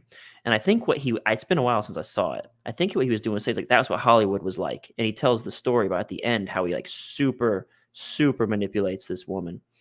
He's like, that's what they were doing to me in Hollywood. I think that's what he was saying. So I read Iceberg Slim's Pimp because of Dave Chappelle referenced it and said it was like a really deep like psychology book, like it's crazy what they would do. And I was like, okay, sounds interesting. So I read it. I ended up going down a pimp rabbit hole. I started like there's a bunch of pimp books out there about pimping. Like just like memoirs of like what it's like to be a pimp in like the 70s and 80s in Chicago. It's check that shit out, dude. Yeah, 100%. And that another example that I forgot to mention is, so it's pimps, it's male strippers, and it's male porn stars. Mm, So there's this former porn star. His name is Sterling Cooper. mm. I actually met him when he was in Dubai. He has a YouTube channel, and he's like super. Someone actually put that up. Right. And he's super popular. His YouTube channel is blowing up. In fact, he actually got like canceled because he was too red pill, and he started talking about red pill stuff online. And so like the porn industry is like super liberal and left wing, and woke, right? And so he got in a bit of trouble for just sharing his opinions. But he's another good example. So he has reps, he has a large data set, and like he's a good example to learn from. The the so so when you're looking for advice on this kind of thing, it's really about um like information in the aggregate, or tactics in the aggregate, um as opposed to going by personal experience. Mm, yeah, I pulled up his I guess something I love to do that I never get to do. I love sharing screens. Like it's just like I don't know why it feels like a Joe Rogan thing to do. All right, so I'm gonna share screen. Share this screen, right? And then okay, we'll move us out of here. Get out of here. Yeah, so here's his channel, right? This is the guy. Yep. Okay. And so he was an adult film star. A former male escort as well. Okay. And so now something I wonder, and I'm gonna sound like a fucking nerd now, like armchair, is like I guess he's probably been with like a bunch of girls and stuff, but like does he, you know, is it lame of me to ask like is this all just for damaged chicks? Is kind of what I'm getting at. Is this just like for chicks who are like messed up, or could it work for any and all? That's kind of my And question that there. is that is a question that I struggle with as well. So like I gave you the example of pimp, male stripper, and male porn star, right? Mhm. um but then like does their advice apply to Muslim women who, Right. you know what I mean? They're like grew up sheltered.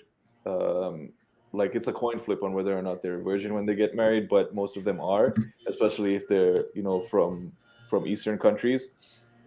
And so do the same principles apply for these kinds of women? Um, and I mean, I would say I would my gut tells me that it will work because like the software is pretty much the same. Um, but then you have to modulate the way you approach the advice, uh, to factor that those women's background into your approach to dealing with them. I'm gonna watch some of these dudes' movies not the movies. I'm gonna watch some of this guy's like YouTube videos, and it's gonna mess up my YouTube suggestions bad. I know it will, but I'm interested to know that because I want to hear what he has to say and sort of compare that up against my personal experiences, and because I've sort of been on almost both sides, you could say. I've been with like kind of wild chicks, and then I've also been with like girls that are like this girl's settle down material. Like this girl has, you know, believes in, I hate to use the word gender roles because I feel like it's such a polarizing thing to use, but like this person believes like I'm a dude and she's a chick. I know, like you said this at the beginning, like that's now controversial. Like, um, and so I'm really interested to see because I can definitely sense a difference as a dude who's dated around. I can now start to parse these things and recognize them from just like you said, like people who have reps. Like you eventually just kind of start to recognize patterns, you know? That's So exactly now, what it is, pattern recognition. yeah, and that's the tough part of dating, especially if you're not good at it. And I'm coming from experience. Like there's a bunch of things that everyone always thinks they're good at. Like up there is fighting and then girls. Yeah. Like you're probably not good at fighting and you're probably not good at girls. My favorite, I know I have some guys, some friends who are like athletes and they're like above 6 foot and they have great hair and chiseled jawlines and they think they got game. And I'm like, bro, you're 6'4". You could have went and farted on that bitch over there. She would have loved you, dude. Like, there's nothing you could do wrong. Like, you don't have game. You're kind of a dork. You're kind of aggravating to be around. And so he's like giving me all these tips, and he's giving like, dude, no, this shit would never work for like a normal dude. Like, Yeah. you're a fucking Greek god. That's all's happening here. Get over yourself. Your game is weak. But yeah, so like I've been on both sides of it. And the hard part is especially so I'm 5'7". I got the copywriter look, bald and facial hair. I don't know how we all have this. I don't know if it's like there's like a correlation causation. It's like, do bald men just want power and mind control and they all go to Yeah. copywriting like eventually? Yeah, but this is what, like all the dudes, I remember like walking into Agora and just be like, everyone's bald with a beard. Like they're all 5'6", 5'7". But yeah, so having gone through it and like you have to like, especially if you're not above 5'9", you got to have charisma. You've got to have energy. Dude, energy was one that took me a really long time to get hold of. And I recognized it when I was at the gym. I was washing my hands in the locker room. One of the trainers came in and he said, "What's up, buddy?"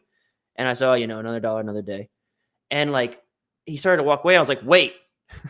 I was like, "I'm fucking doing great, man."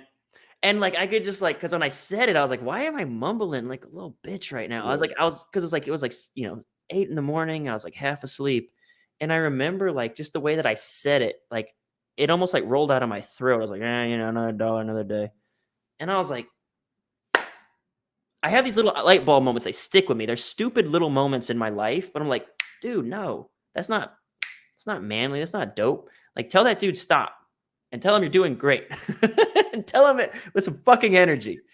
But yeah, so I've been on all sides of this shit, like being unsuccessful and like not having the charisma, not having the energy. Like half of it's just energy, like coming up and not mumbling. So I've sort of developed a lot of this pattern recognition that you sort of mentioned. So you mentioned literal pimps, male strippers, and male porn stars. So do you have a male stripper source of information, or does that fit in with the Sterling guy? Dante Nero. He's a comedian. He's like a friend of Patrice O'Neill. Like he was cool with Patrice O'Neill when Patrice was alive. So So he has a podcast called Man School 202. He used to be a male stripper, okay. and Man he has School some 202. yeah he has some good advice as well. I listened to some Patrice O'Neill stuff. When did he die and how did he die? Do you know? He died of a heart attack. I'm not sure when, but it's been a while, many years. It's been a Okay. while. But he was the original. Like a lot of the like like when you get into like Red Pill and Game, like Patrice O'Neill is like a godfather there. Like because a lot of the shit that he talks about gender dynamics, um, it's very Red Pill before Red Pill even was a thing. Yeah, I heard something that he said that I listened to like a couple clips of him. You can kind of see what my The one that every guy should listen to is called the Black Phillip Show. the Black Phillips. The Black Phillip Show. So it's like a series of episodes of Patrice O'Neill on, I think it's the Opie and Anthony show, but like they gave him his, like he would come on and he would do these bits about relationships and stuff on the show. And so they said, okay, why don't you come and do like a series of shows just about this? And so there's like, I think there's 11 or 13 episodes. Mm-hmm. And Dante Nero is in some of these, and there are like a female co-host as well, and people call in and he helps them out with their relationship problems. So like this is like one of the more important series to watch if you like whenever you get into Red Pill stuff. And you can see it's like the videos were uploaded 9 years ago, and so like anybody who gets into Red Pill, this is like one of the core pieces of material. Like Normal Mr. Nice Guys from Dr. Robert Glover is one. The Way of the Superior Man is another one. The Way of Men by Jack Donovan. So while you have these books, then you also have the Black Phillip Show with it. So is it the Cult of Black Phillip? Is that the full channel name? I guess this is just like a channel that's an homage, but they call it the Black Phillip Show. But I believe it's just a series of episodes on the Opie and Anthony show when they have on their Sirius XM radio show. Okay. And it looks like they have the full episodes here because it's 2 hours long. It says the Black Phillip. So episode 1, episode 2, 3, 4. You said there's 13 in total? I guess there's 10, not 13. Oh, it looks like 12. 12. Okay, 12. This one All goes right. to 12. Yeah, 12. Okay. Well, that'd be fun to listen to. It says the Black Phillip Show with the legendary Patrice O'Neill. Was this his radio show or something? Yeah, it was on a radio show, on the Opie and Anthony radio show. But Okay. they told him like come in and do these series of episodes, and they ended up calling that the Black Phillip Show. So it's like the Black Dr. Phil is what that's where the name comes from. That's where the name comes from. And so Dante Nice. Nero, who is on a few of the episodes of the Black Phillip Show, he's like his show Man School is the more kind of updated version, and like Dante is a little bit less red pill and more kind of mainstream. And so, but the advice is still really good. Yeah. So like his show is good as well. But he used to be what started the conversation, what started this point is that he used to be a male stripper. Yeah. And so I see this, like you mentioned this. Did Patrice O'Neill and Dante Nero start the Red Pill movement? That was 8 days ago. So they just put this out. Actually, this thing that you just brought up. Episode 546. This dude's been doing this a while. Yeah, Yeah. the name of the podcast has gone through a bunch of like brand changes. So it used to be called the Dante Nero Show, then it used to be called Man School 101, and then Man School 202. So like it's been a while, but he's been doing it a long time. So it does have 500 plus episodes. I guess he's probably got like someone who manages his channel, but some of these are like this one got me. Like it's got a picture of Alpha versus Beta. It's got Andrew Tate and Pete Davidson, right? And Pete cleans up.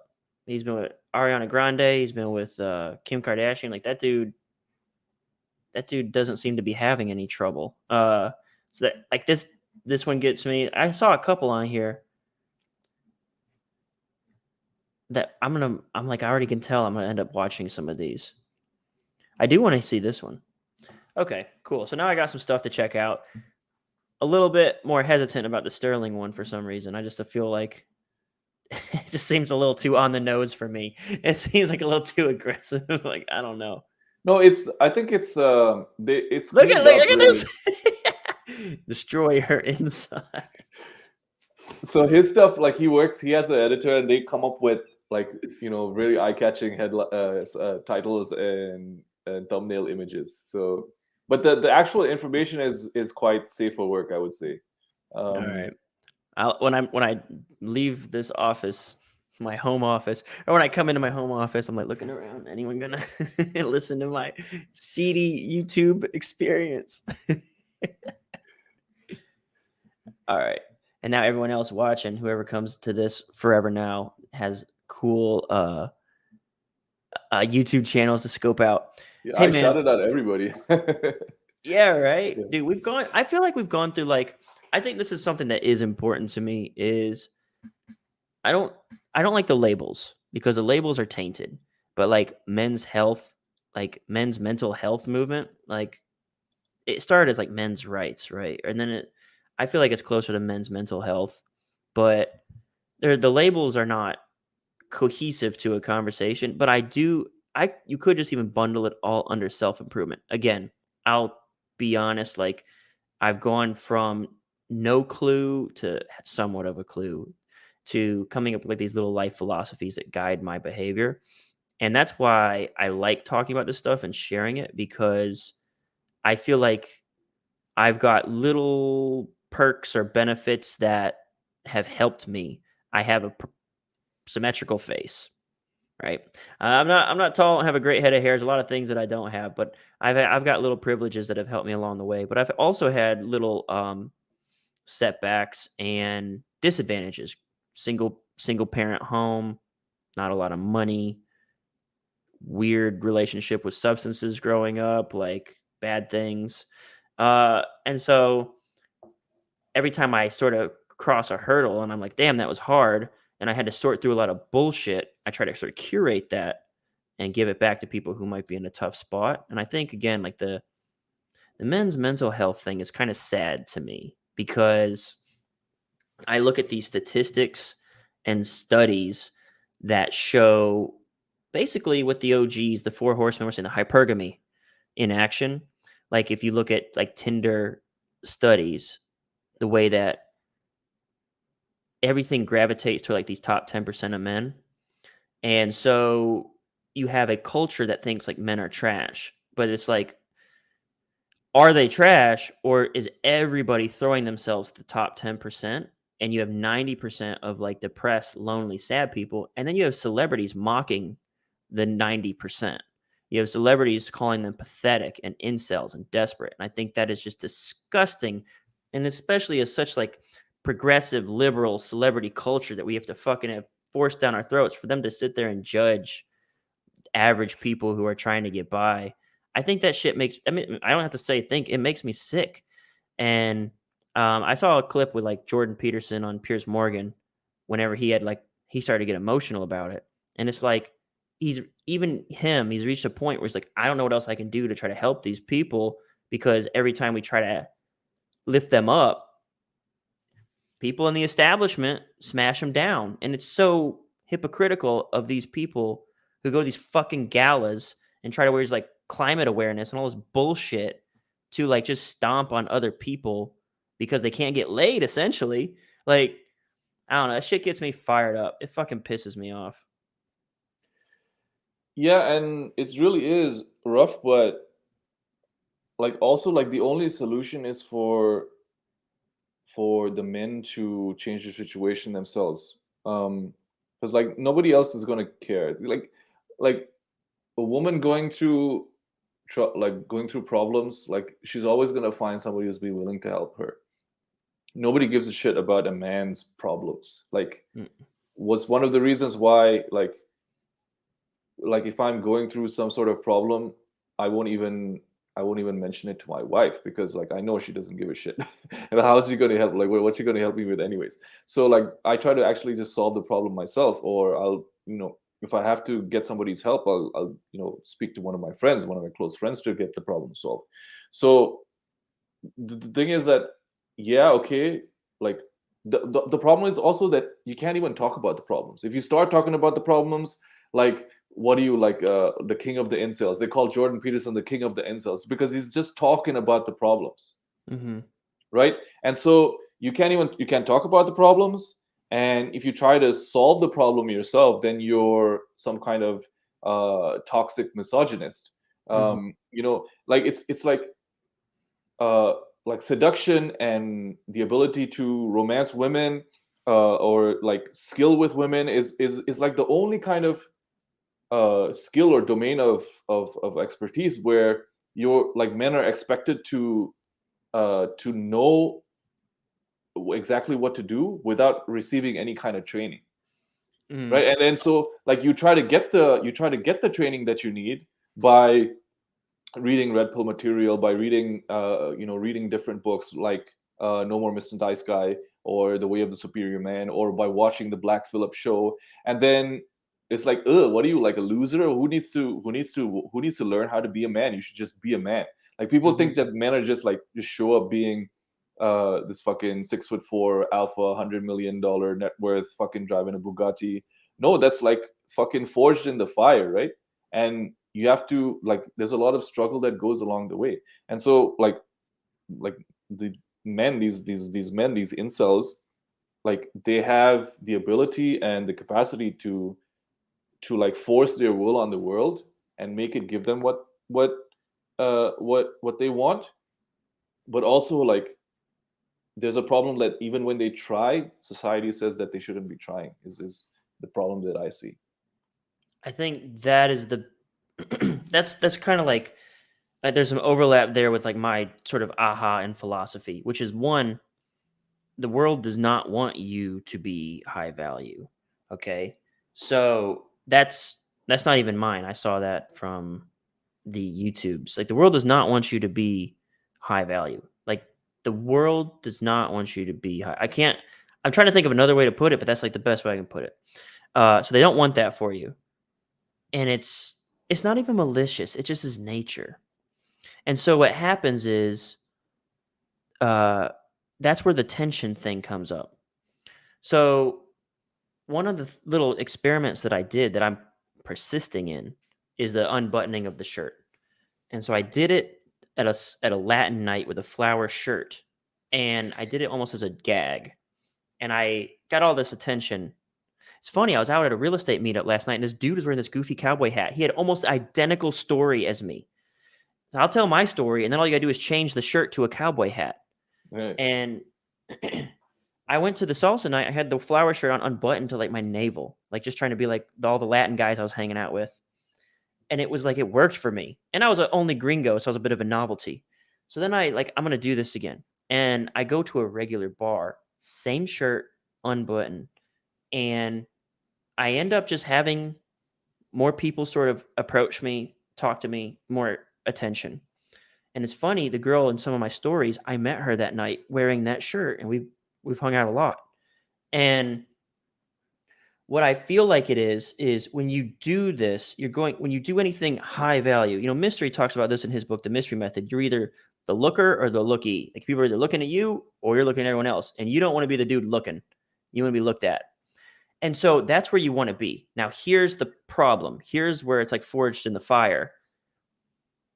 Attention is neither good nor bad. It is. And so you will receive positive and negative attention. Sometimes even positive attention feels like pressure. It's tension. And so what you need to do, in my opinion, is I look at this just like copy. First thing you do is you grab attention with a pattern interrupt. Now you have to channel it into something. And so I think the ultimate test of it is you are doing something to stand out, which is sort of like this. I don't like the word value at all because it's too fluid. I can use value in any context and it means something different. Let's say you're being a high value man or something. You're doing anything to stand out, which would make you like, let's call it alpha. And so the world wants to know, are you alpha? Are you fronting? Are you beta? And so all you've got to do is, like you call it a shit test earlier, you're going to attract attention. And then at that moment in time, you have to endure it with poise and grace.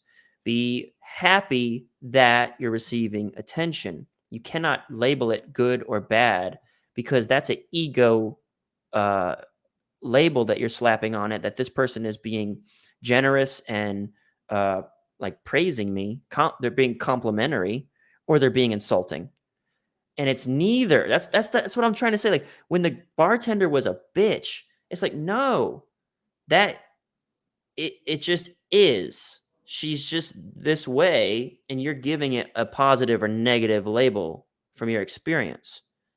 It's neither. She just is. And you can puncture through that and get to the real her if you know how to notice that that's not really her. It's a game. And that's so fucking difficult for me to convey to people. It takes me like 45 minutes before I can even get to the point. Like I don't know how to explain it.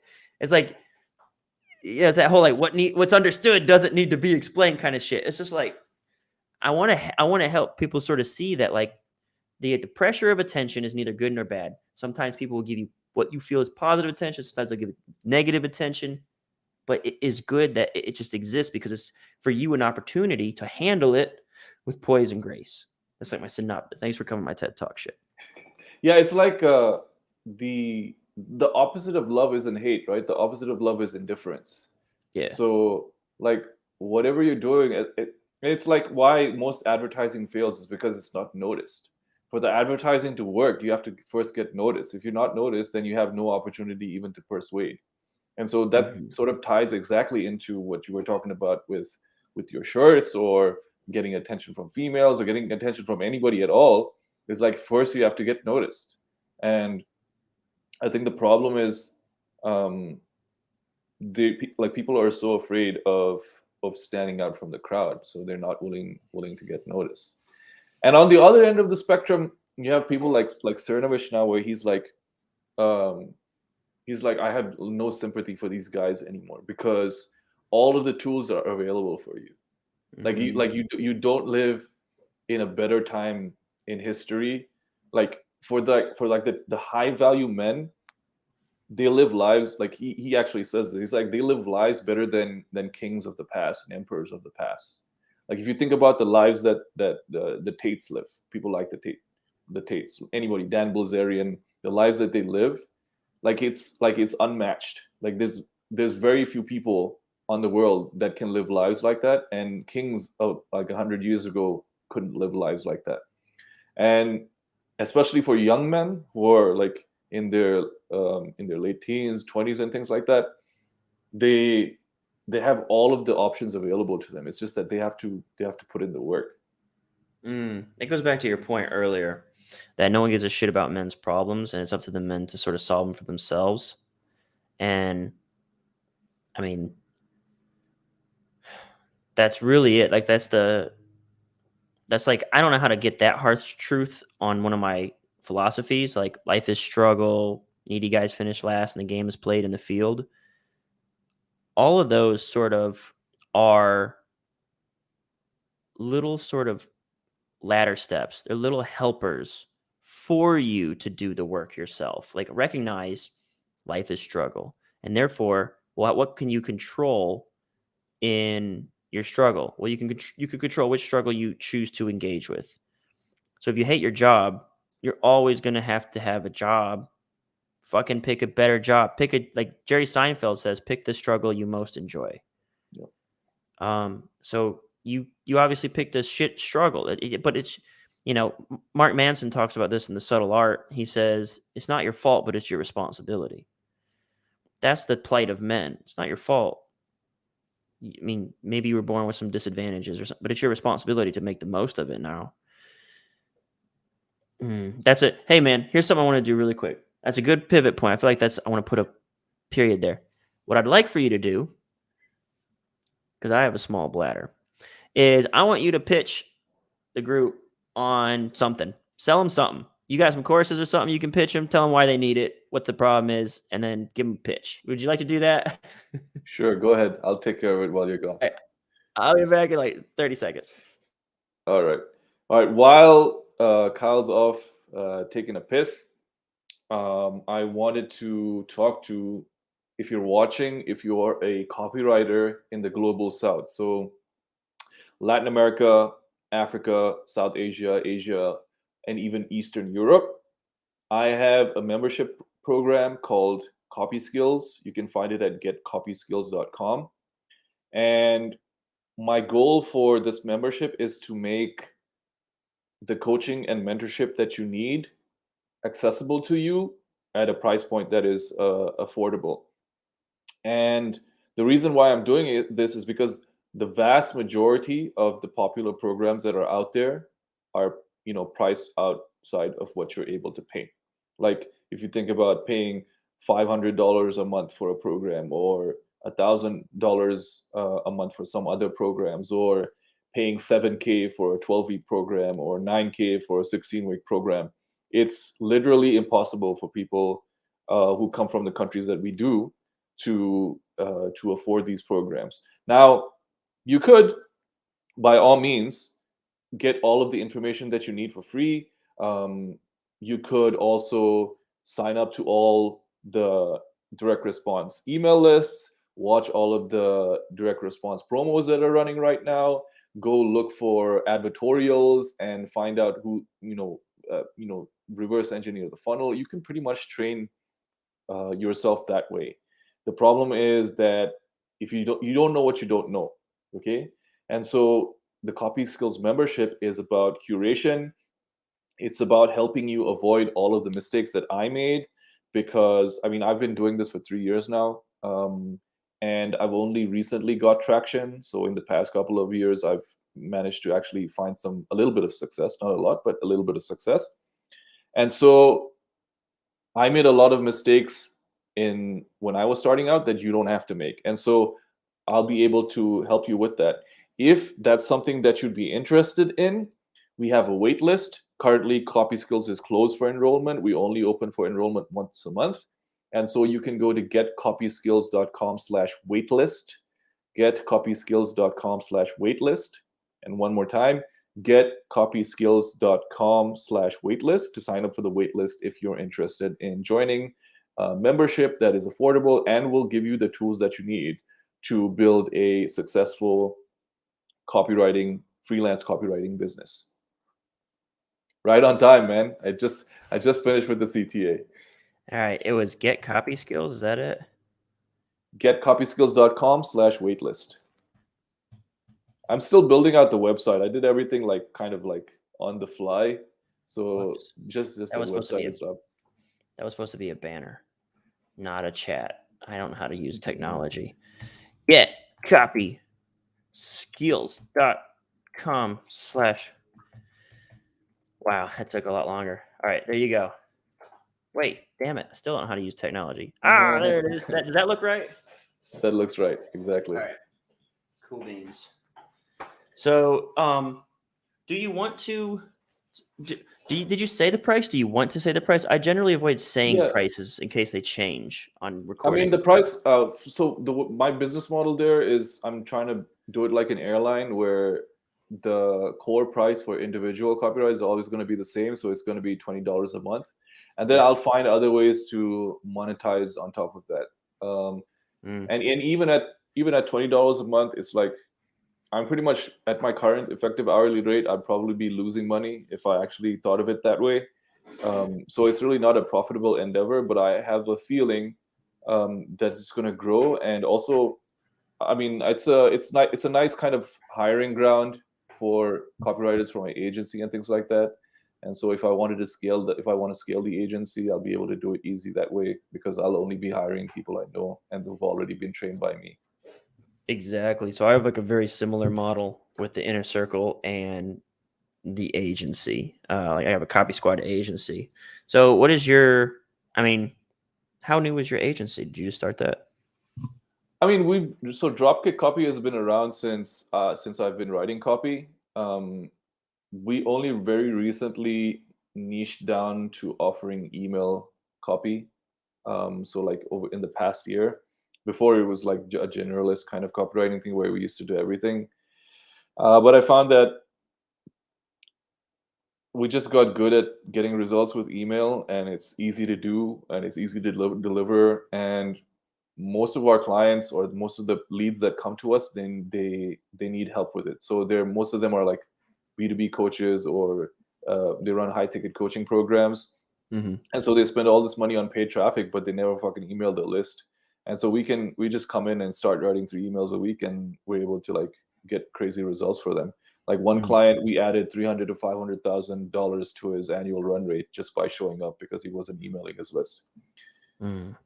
I get people mad at me that I email too much. I get both sides of it. I get your email, like someone will say like, "Oh, you're spamming me." I actually got someone tell me I was spamming them, and then like in the same email, someone replies, "This is gold. I'm swiping this."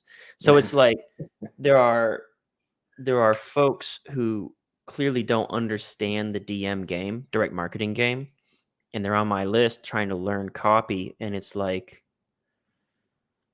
they have not yet had the sort of notice, like they're still in that weird sort of everything's a scam mentality. They haven't like said, okay, this is a guy who's doing it.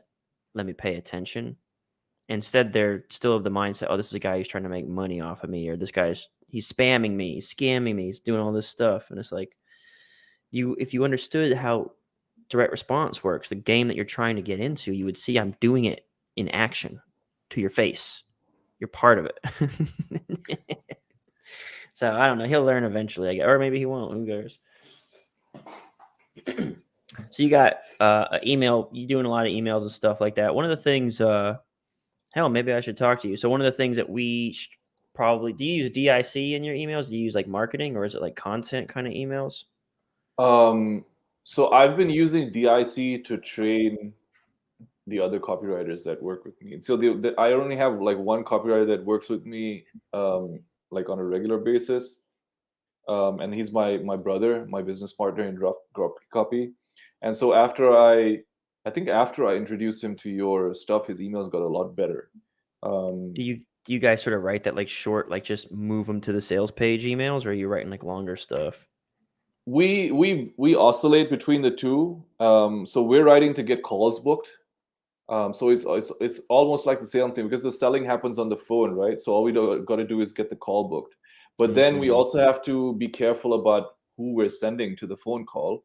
So we have to qualify a bit harder, than just a very simple curiosity based, get the click at any cost kind of, uh, at any cost kind of email. So we try to mix it up. Like we'll send content emails, we'll send book a call emails, we'll send like 9-word emails, and so like anything to just get the results that we want. And then also that we're trying, we're also trying not to burn out the list. And I don't know if this Mm-hmm. is something that you've experienced, but what I find is like what I found is with the daily emailing, it goes stale in two ways. One, the list starts to tune you out, and so you just become noise in the inbox. And two, uh, the copywriter who's writing the emails will go stale, because he has to show up with a new email every single day.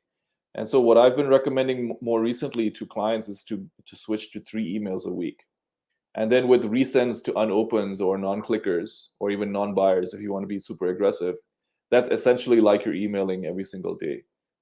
And so you're able to get very similar results with less than half the effort, and it's more sustainable, I think, in the long run.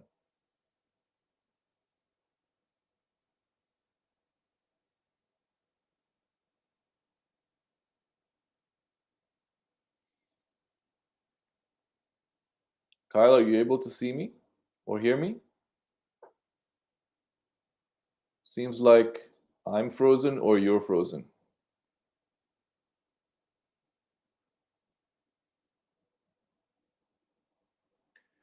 Testing, testing.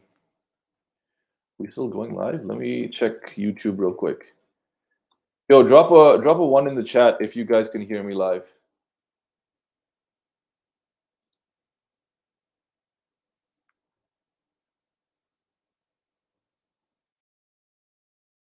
Just checking YouTube to see if we are still live.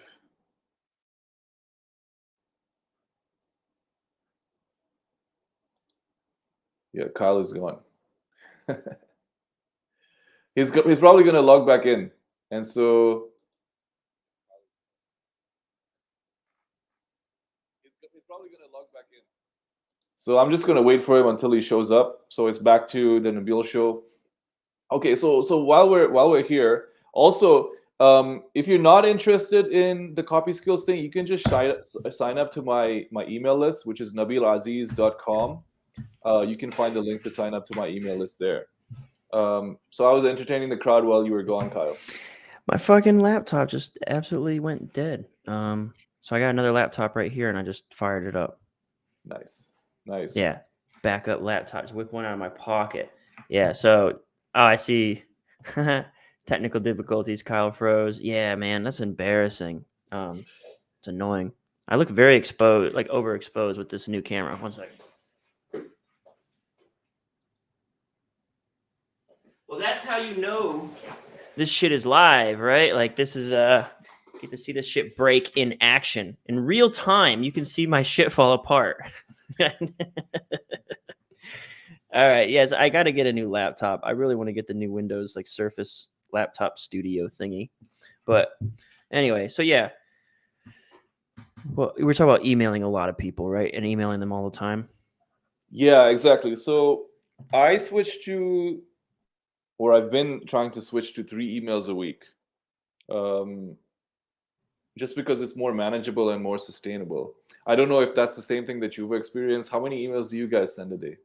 I think we send 2 to 3 per day. And then we have, it's a little sophisticated. So, I could drop a little plug here. So we do these live classes every single month. And so what we were doing was we were selling individual tickets. And I think we're going to continue to sell individual tickets. But if you sign up to Copy Squad Lite, which is at copysquad.net/LITE, which is this link I'm putting on the screen now, copysquad.net/lite. If you sign up to that for our monthly subscription, you get access to the monthly classes. And so it basically pays for itself because you also get access to like the community and stuff. We're just pitching now, aren't we? I'm not trying to pitch, but the point I was trying to make is like our email system's a little sophisticated because we have automations in place. And the reason I brought this up, the light thing, is because we're going to have a class on how to set that up next in November. That's the live class in November. I haven't started promoting it, but it's going to be like an email, like how to run campaigns is how I'd put it. So we have what we would call editorial, which is like editorial is what is value. It's like I'm going to teach you something, except I don't teach in email because I have a YouTube channel that we spend a lot of time and effort developing and editing videos and putting those things together. So even our editorial emails drive traffic to the actual YouTube video content. So that's like, you could call it a value email. Editorial email is what we call it in FinPub, financial publishing.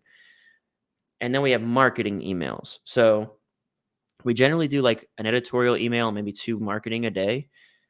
And what happens is whenever you get on the marketing emails, you're either going to open, click, or ignore. Nothing happens if you ignore or open, really.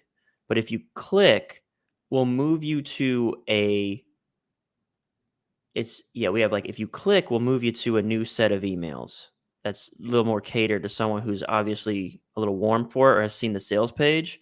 And if you move from the sales page to an order form, you have to enter your email to move to the order form. And that alerts us that you've seen our order form, which means you've made it that far. And so then you have a new set of automations that aren't so intriguing and mysterious. They're like, hey, they're retargeting emails. They're like, hey, you were on this page.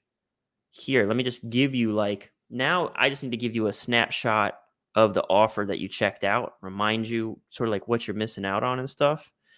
So, the question of like, how often do we email?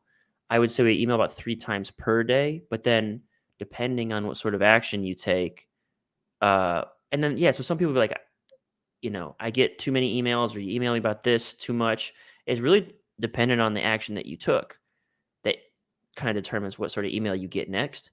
And again, that's what we're going to be going over and trying to help people do next month on the Copy Squad live classes. We have the guy that does that for my team. His name is Alexan. He's going to be just basically sharing how we do it. And it's funny because like the reason I do stuff like this goes back to what you were saying. I kind of just give away a lot of my trainings, or I'm selling it, I guess, for money. But it's not about the money. It's the idea of cultivating like a little audience that's familiar with how we work, so that perhaps one day we can pull from this hiring pool. And they're inside of a Discord community, so that I can see if they submit copy for review. That's how I'm picking people. Like, you're not going to get anywhere by being a lurker.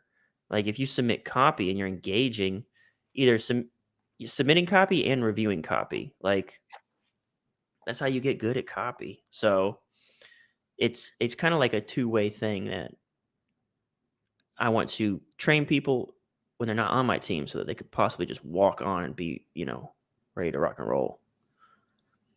Right. And to that point, I just recently signed a new client last week, and she didn't have the budget to pay our usual rates.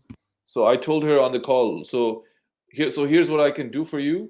I can, charge you X rate on the condition that you allow me to train these copywriters in CopySkills on your brand. And so she's getting a nice discount on working with us, and I'm able to actually train these copywriters while paying them. I actually told them I'll pay them $50 an email if we actually use the copy. They're paying $20 a month to stay in, so all they got to do is sell me one email or get me to use one of their emails, and then they've paid for 2 months and 2.5 months of their membership. But obviously, I'm still making a profit because I didn't do it in a way that it would be unprofitable to me. And so, like, I'm able to actually create this situation where they're actually training on live copy. I'll be coaching them. I'll be supervising them. The only emails that will get to the client are ones that have passed my approval. We're able to get the client a result, and we're able to get the CopySkills members a result. So I thought that actually, I'm pretty proud of that result, that I was able to do that. And we did it within the first week of the membership being open.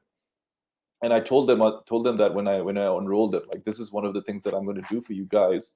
And this is actually one of the ways that I'm going to make money, is that because I'm running a business and I'm signing clients, I'll actually be making a profit on your work, because that's how I keep the business open. But you will actually get paid a fair rate. Like $50 an email is nothing to snort at if you're just starting out as a copywriter. You know what I mean? So I want to hang out there for a second. $50 an email is, basically nothing to turn your nose up at, nothing to disregard. That is so accurate. It's like the thing of like saying something should be like espousing traditional values has become controversial. Like, it's not controversial to get paid $50 to write 110 words. It's like four emails an hour, so it's $200 an hour effective hourly rate. You can write 4 emails an hour. Right. And it's like that the fact that you even had to finish that sentence with "there's nothing to snort at" is because I know why. Like, this is something that I try to do, like, as a guy who, like, I want to motivate people to get into copy and succeed, because the potential's stupid. The potential, if you're good, it's a 99-1 game. It's 99-1. The 80-20 rule. The top 1% of copywriters make a good living, So I want to get people to take that journey and make that ascension, to move up, because you can, if you're a decent copywriter, you make a living. If you're a top 1%, you can vanish from the internet. Like, you don't need to fucking play the game or whatever. And I think that's like a cool thing for anyone to have opportunity to do. But another thing that I try to do is I try to balance that a lot. So right now, email is the craze. We had a cycle where it's just patterns. It's just cycles. Like, there was a while where like email is dead, and you had to do like social media engagement, and it had to like, it was whatever the flavor of the month was. Well, now email's back in vogue. Email's back to being hot. And so what we have now are they're big communities. And, Hustlers University is included in this group. Here, I'm gonna Yep. go a little higher here. So Hustlers University is included in this group, and they have a monster. I'm in there. I actually looked to their Discord to see sort of. They have a really sophisticated Discord. It's not like a typical like sit there and chat with each other. Like if you like take one of their courses and then hit complete, it sends like an automation to the Discord channel to give you a new role to access new information and new channels and new courses. It's really sophisticated. I like it. I don't know that I'll ever get that sophisticated with mine. But it's like 50,000 people in that copywriting group, and they're all sort of receiving sometimes like this bulk training of like, email is like a great place to start. There's other individual folks on Facebook groups and other sorts of things that are promoting email. It's a great way to get started, which it is. But then the way that they're sort of marketing it is like you can make $100,000 a month writing emails from a hammock, twice a week. So again, I try not to throw shade. That's what I said earlier. I don't throw shade. Instead, I try to lead by like example and let them sort of catch up. So what I've been doing in that regard is we had our own email class where we just taught how we do our marketing emails, like the DIC stuff and like, well, how we even had a little section about how to like outreach to clients potentially and see how you could get their attention. It's not foolproof. It's not 100% going to work all the time. The second thing we did is I hosted an advertorial class, which is the in-between page of the external media ad and the sales page. Something goes in the middle. It's Sean McIntyre did that class. He calls it the soft handoff because you're going from the ad. Now you got to hand them off to the sales page. So we did a class on that. And the point behind that, all this at copysquad.net/light. These are our live classes, these monthly live classes. So the point of the advertorial one is that, dude, you're in combat now with 70,000 other copywriters, all pitching emails. Like, have you thought to diversify your skill set even a little? And the crazy thing is, they're going to like the How to Learn Emails course. They're signing up for like my email list. And then they're bitching that I email too much. And it's like, you obviously, like, if you came to me as a client, you don't know the game. Like, did you even study how direct response works? Or did you just learn how to write emails because someone said you can make $500 per email? I could feel myself stopping myself from naming names. I got a YouTube ad about wanting to play video games 23 hours a day. But if you just write emails for 1 hour a day, I can make you rich. And it was just like, so I got a YouTube ad about that. So it's like, have you thought about like studying the game, the client, the business model, and diversifying your skill just a little bit? Because as you're getting inundated with like, I'll write emails for you.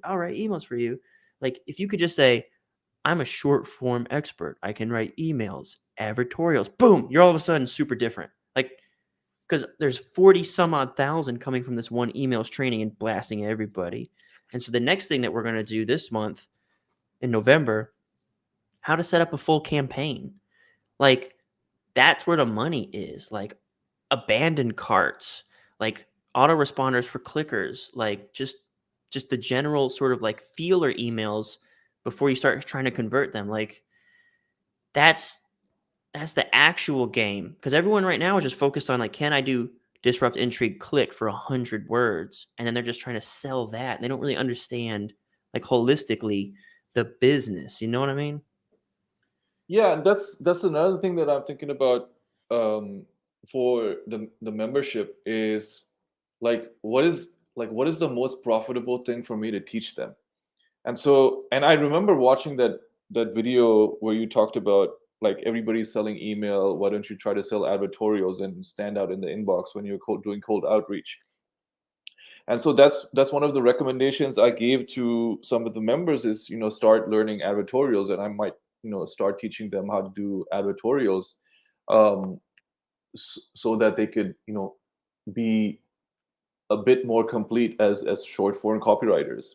And one thing that I don't know that you could probably enlighten me on is how much do those pieces go for? So like how much does an advertorial go for? or what, how is that priced when you sell it to the client, and like how much do like space ads go for, those Okay. kinds of things. So I think you said $50 an email, right? Well, I'll be paying the members in CopySkills $50 an email. Yeah. Okay. And this my whole rant stemmed from that. Like, that is not a bad rate. Like, that's fucking great. Because honestly, once you sort of get it down, you get into a rhythm, like you said, you could write 4 an hour, Yep. and it's like everyone thinks they're entitled to that 10K a month retainer. And I can already feel I'm going way off track, or I'm going back into that rant. Like, you don't even know the business. Like, you want to get paid as much as the fucking marketing director. Like, the guy who could. Okay, so we'll let that go.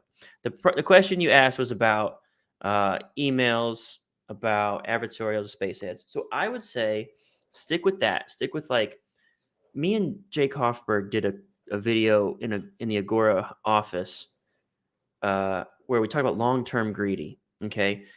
One of my philosophies is 4 green houses, 1 red hotel. And it's a Monopoly reference, right? You got to trade your 4 green houses for 1 red. And everyone's ashamed of the ugly green houses. They want the Bugatti and the $10,000 retainer. Dude, no, get your 4 green houses. So what I would say is, and I'm doing this with the agency, I did one-off projects for multiple different publishers. I've only been an agency, like a standalone agency, since it was about October 15th of last year, so about 1 year. And so I worked with a bunch of publishers, and now there's some that are like, hey, we want to keep you. Like, we don't want to let you go. What do we got to do? And I say, I'm happy. I like working with you too. Let us do a 1-year contract. So I'm prefacing the answer with that mindset. Go in, write emails for $50, write space ads for $50, write advertorials for $150, $200. Advertorials are going to be fewer and farther in between. There's not as many of those needed or used as emails and space ads. But do that to establish a rapport and a relationship with a potential. This is dating. You're dating the clients that you hope to one day boo up and like have like a long-term relationship with. So come at it with that mind. And again, I'm doing like the antithesis.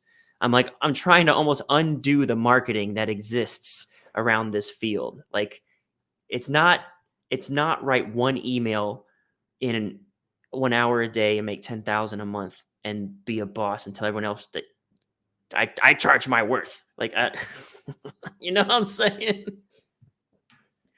All right, your comments.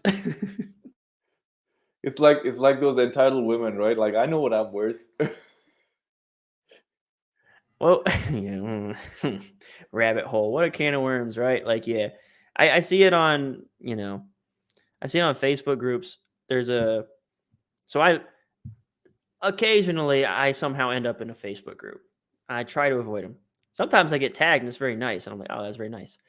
But sometimes I'll get in a Facebook group and there will just be like this sort of, the poster will be saying about, I'm not getting what I'm worth, or I need to charge more, or this client's being difficult. Sometimes they will acknowledge this is a rant and they'll say at the start, okay, so the quick rant, I just have to vent. And it's sort of like, excuse me for the bad behavior I'm about to put into the public. And then they do their rant and then they say end rant. And some people don't acknowledge they're even ranting. And I look to some of these things, and then there's enablers that are like, charge your worth. And it's like, dude, like, I wouldn't want to like have lunch with you. You seem like a really aggravating and negative person, right? And that's never addressed. Like Chandresh said something. He's this little comments. It's all about building meaningful relationships. Yep. Me and Sean addressed this. Like, anytime I'm trying to hire someone, dude, I just start calling all the dudes I know, because everybody knows that you don't. There's like 3 degrees of separation, like you said, in this little pool, this little pond of copywriting. Yeah, people fuck up that relationship game. Yeah, and you were saying something that brought something to mind, and I sort of lost my train of thought. But you're right. It's like so people don't. This is another thing. Like people don't understand their own numbers, and so they don't understand how much they need to charge to live the life that they want to live. And so one of the trainings that I uploaded like last week or over the weekend was a freelancer pricing training. So, and I included like an hourly rate calculator kind of spreadsheet with that. And so, like in that training, I explained to them how to, it's like covered from Rodney. So back to the point. I explain or teach them how to one figure out what salary their copywriting business needs to pay them. I explain to them how to factor in all of the business expenses and find out exactly what revenue their copywriting business needs to make in order to pay them the salary that they calculated and make a profit at the end of the year. And then finally, using their available billable hours. Say somebody only wants to work 20 hours a week, right? All right. So like add those up all throughout the year, you have X number of billable hours. So using those numbers and the billable hours, we come up with the minimum hourly rate that they need to charge. And that's their number internally. And so now, as long as they're making more than that number, they're actually profitable. They're paying themselves a salary. Their business is making a profit. All their expenses are taken care of. And so why do you need to go after this imaginary 10K number? Yes, it's cool and everybody should get there if you can, right? But what if your number is actually 3K a month? What if your number is 5K a month? And so these copywriters who are in, Africa, Latin America, like they have a huge advantage. They have a huge advantage. Yeah, because they can undercut the pricing. There's something to that piece about like, what if your number is actually 3K? So I think a lot of that, I'm gonna tell a story. So a lot of the marketing kind of pushes you into six-figure sort of freedom mindset. And then, if you follow the mega billionaires and stuff, like you follow the Grant Cardones and they're telling you to 10x, it's like, woof. Like you don't, you can't, you're 10x and you're 3K, and now you're at 30,000. It's like, but you have less than 1x the skill required. Like you got to have the requisite skill. But my story that I like to share is about the time I call it my 80K story. And what's funny is how this story lines up with science. And so in my first year at Agora, I understood once I discovered like the sort of the opportunity that I had with copy, I wanted to make six figures. Right. I was like, I'm gonna be a six-figure guy. I've never done it. No one in my family's ever done it. I'm gonna do it. It's possible. And I remember, in the fall of 2018, I was at my house playing Super Smash Bros. And I was just into it. Like I was just like feeling it. And I thought about like, well, do I want to go to the office today? And I had a couple promos running. I mean, 2018 is the year I got this gold record. It was a good year for me. And so I had some stuff running. So every month I was getting like every quarter I get a big royalty check, and I was as salary, it paid the bills, and I was kind of tabulating where my royalties at for the year, what's my salary at for the year, where I got to go. I think I had just crossed like 80K, and I had like a weird moment of like kind of panic where I'm at 80K and my fire is gone. Gone. I don't want another dollar. Like I don't need another dollar. I could basically pay the rest of my year of rent off right now. And I don't have a car payment. Like I'm good. The only bill I had was like electric, water, and rent. So I had to like come to this. This is where I started like doing some soul searching and found deep work. So that first year, depending on how you track my revenue, I took home $99,000. I came just short of 98 or 99,000. I brought home that much. And I had the royalty check for the last quarter of that year for 2018 would have put me well over 100, but it didn't pay out till February. But so in the year for tax purposes, I'm in the high 90s. And that was kind of like a panic moment. And it's funny because I've read like marginal return on happiness for the money you make after 80,000, it does start to the chart and like psychology studies starts to slope off. So then I was like, okay, well, money can't motivate me, like because I don't actually need a lot of money. I'm a frugal guy. I don't spend a Yep. lot of money. So once I'm covered and I'm no longer in a state of need, dude, I don't want to have a nice car because I would freak out all the time that someone was gonna fuck with it or scratch it or a bird would shit on it or something. Like it would drive me nuts. So I don't have like a lot. I keep it low key. So the next year though, I made a New Year's resolution that for 5 days a week, I do 2 hours of deep work a day. And this is where I have like a whole, like I talk about this all the time on the YouTube channel, Deep Work by Cal Newport. Read it. Um, and so for that year, I didn't recognize this, but I finished the whole year and I went back to the text. I pinned the text and I went and reviewed my New Year's resolutions. And I was like, what was my resolutions? Did I hit them? One of them was the deep work one. I had been working 6 or 7 days, and I thought that was my resolution. It was actually 5, but I just got in the habit, and I forgot to stop doing it every day. That year, paying no attention to revenue, just not having peaks and valleys of effort, like just consistent effort. Because, well, I'll tell you the result at the end of the story. That's how you never tell the result till you finish the demonstration. So the difference maker was like when I was working, I would work to the deadline in the 2018. I'd hit the deadline, I'd get the thing out, poof, relax. Like I worked like my ass off, take a breather, play some Mhm. Smash Bros, maybe go to take a couple days off, and then another project, and I could feel my intensity and everything ramping up to the deadline, and then release, pressure release. But I didn't recognize there were gaps in like how often I was working. Like there would be days to weeks where I wasn't producing any new value. So for Mm. 2019, I changed that to 2 hours a day, no matter what, just creating new value, which is what deep work is, which means either like creating a new YouTube video or always writing copy. Always. That was like my thing, either researching or writing for 2 hours a day. So that year, though, I did, uh, I think I did like 220K in income. And so I wanted to say quarter mil, but I didn't quite get there, right? But the difference maker was that I shifted from a revenue or income target to a deep work target. And whenever I was just consistently working, the money sort of just followed in suit.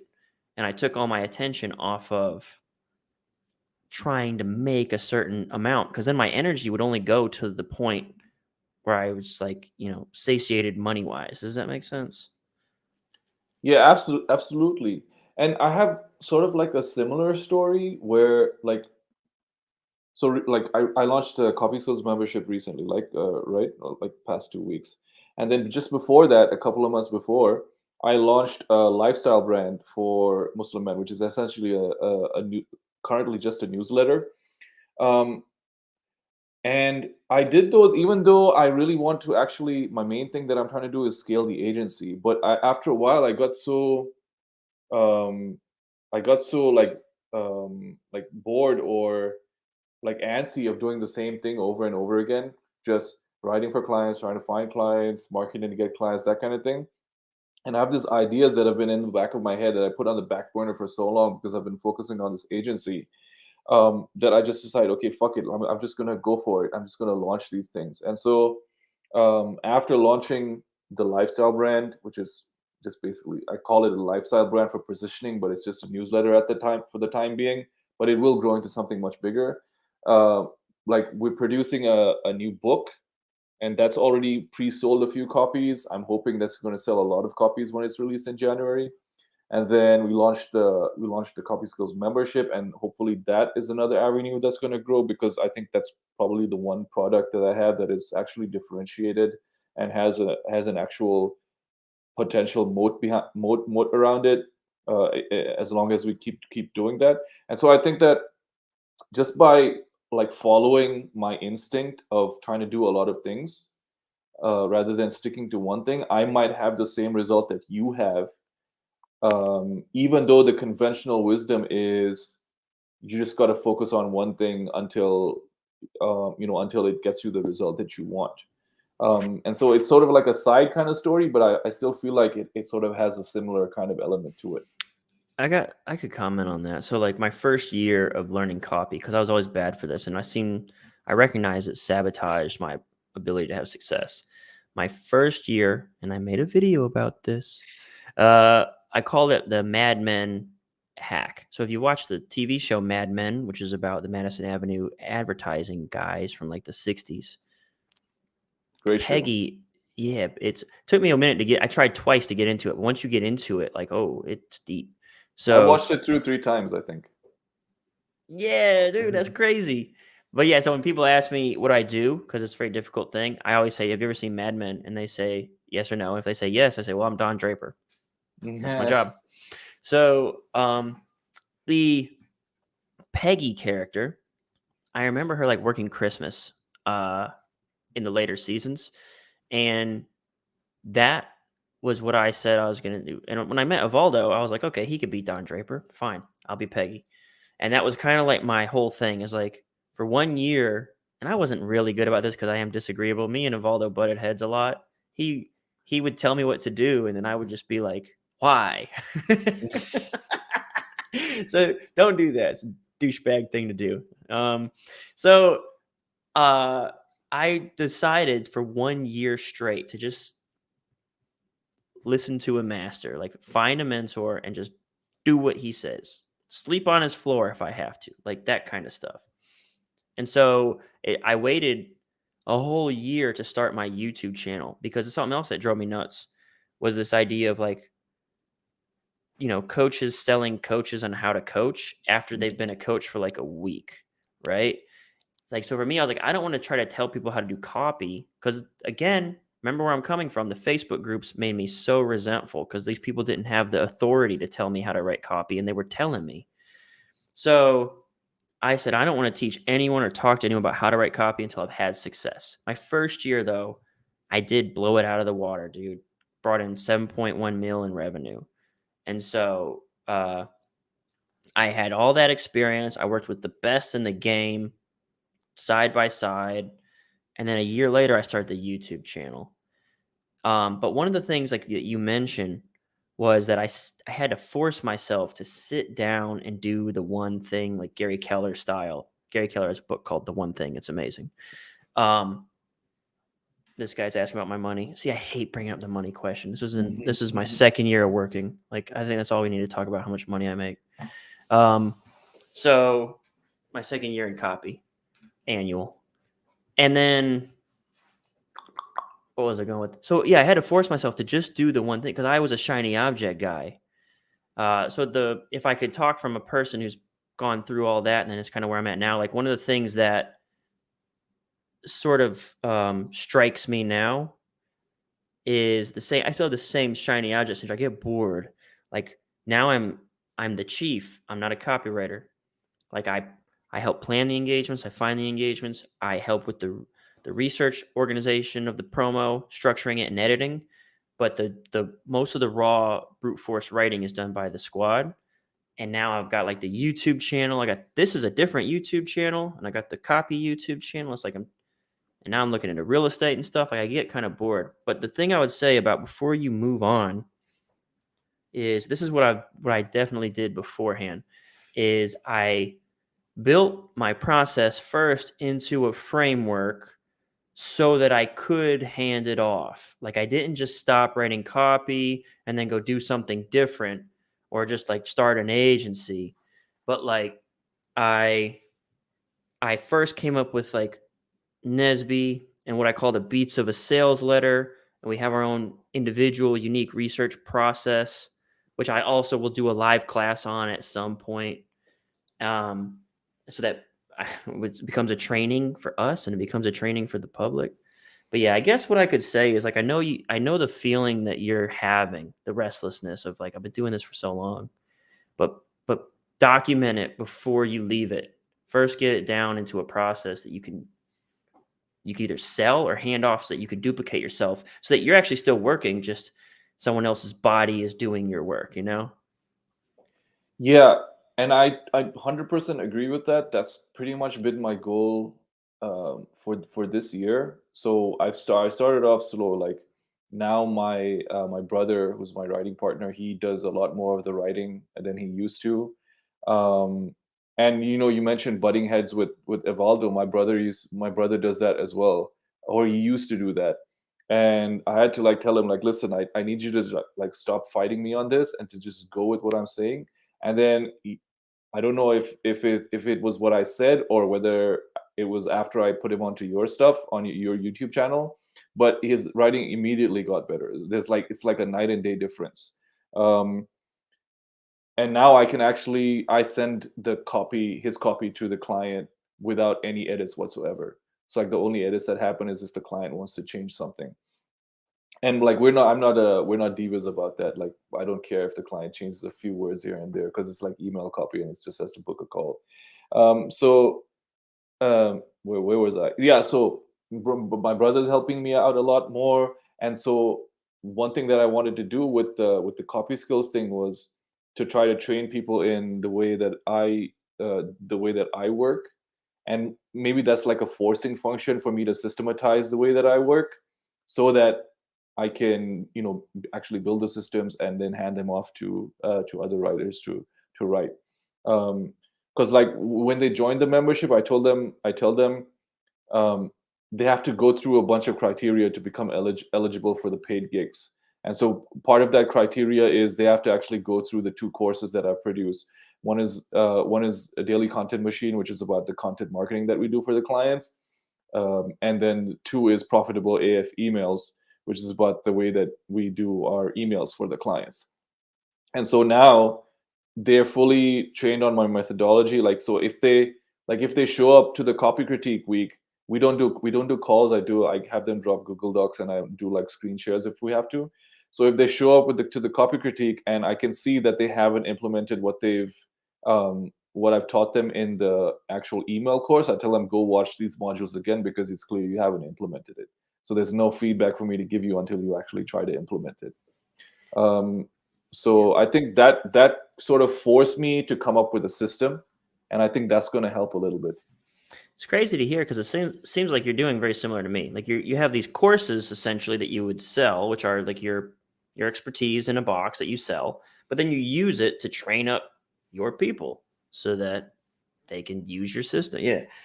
One of the crazy things that I recognize that's a weird thing that I have trouble avoiding is these, you say, go watch this video. You obviously didn't implement it. So I've been picking on one of my juniors who's moved up to staff, and he has started writing a full sales letter. He just finished his first project. Actually, I'm gonna have to kick his ass. He should have sent me the final draft by now, actually. So the dude, we have a couple sections of copy, vis-a-vis the beats of a sales letter. One of them is the super problem section. And this goes back to a conversation we had earlier, you and I, about just, putting a crack in their worldview. One of the rules of the super problem section for me is you can never blame ignorance. You can never blame ignorance because the solution automatically becomes education, learning, and work.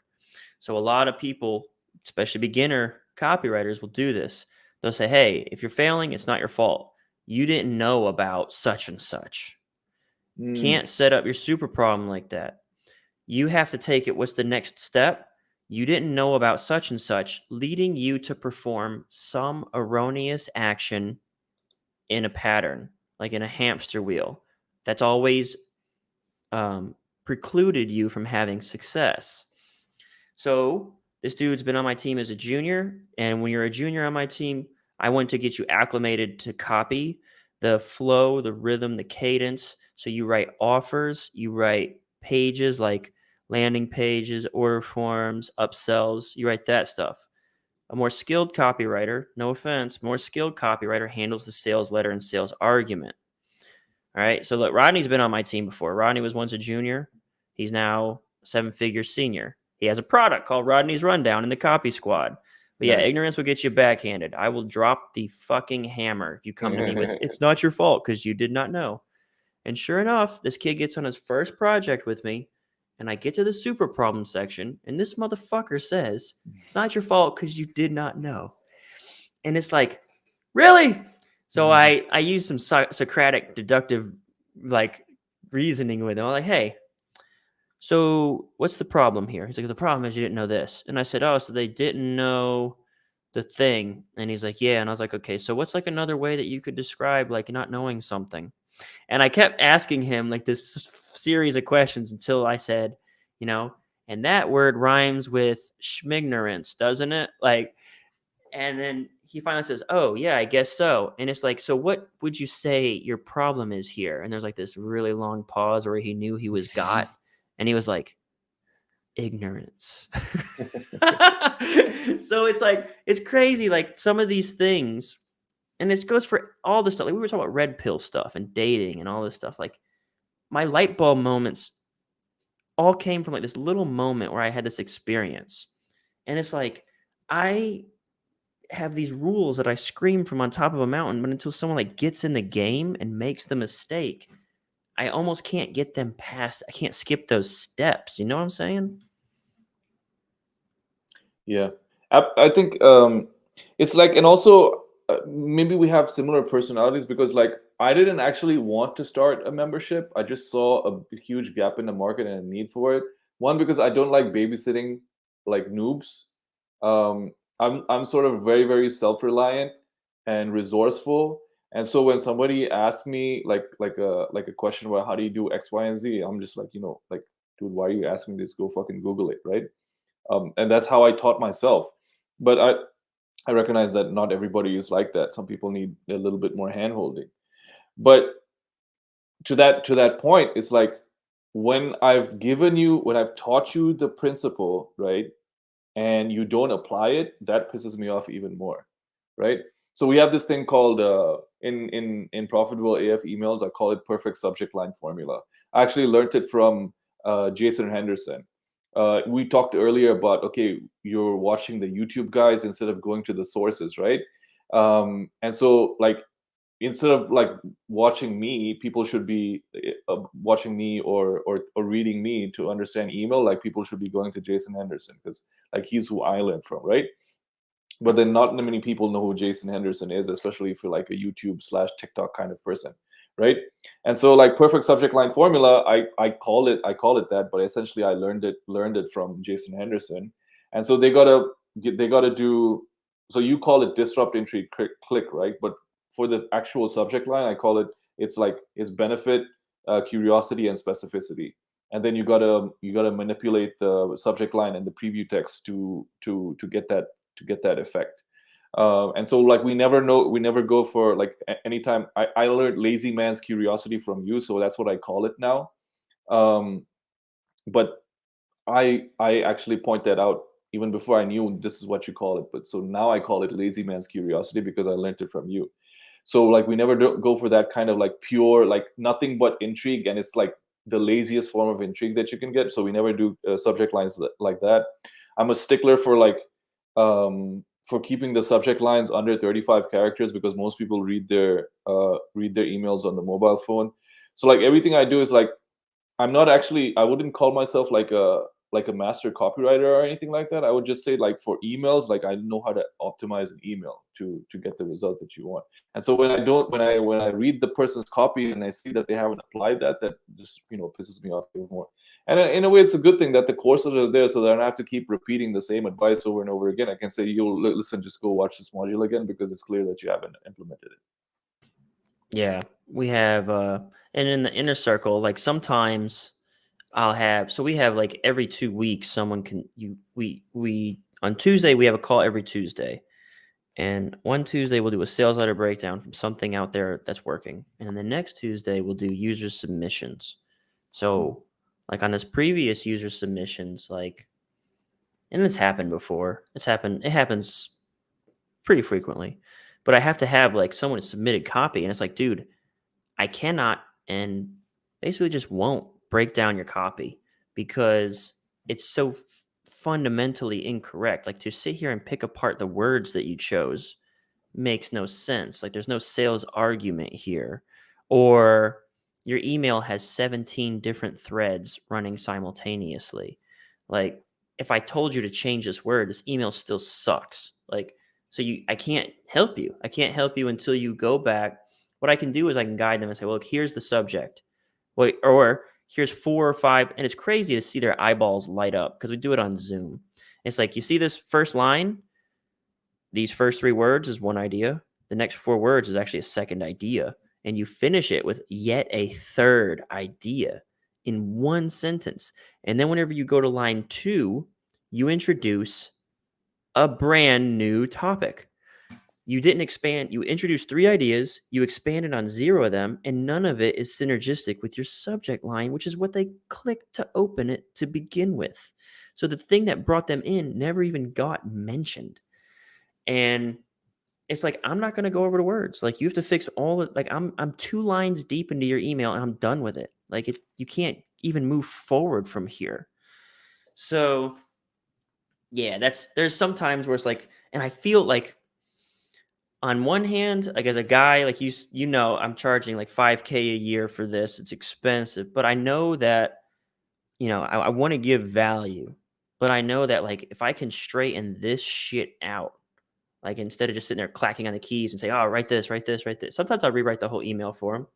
But like, if I can straighten out these fundamental errors, like, and they stop making that mistake, they automatically become a proficient copywriter because, like, it was all these mistakes. It's not, I call it do the least. That's like, again, I say do the least, but a lot of times it's just that, like, if I just eliminate your mistakes, the rest of it sort of falls into place and takes care of it itself. Like, if I teach you how to focus on one idea in an email, you don't need me to teach you intrigue because it's kind of like intuitive once you know, like, oh, I can only talk about like a gold record on my wall.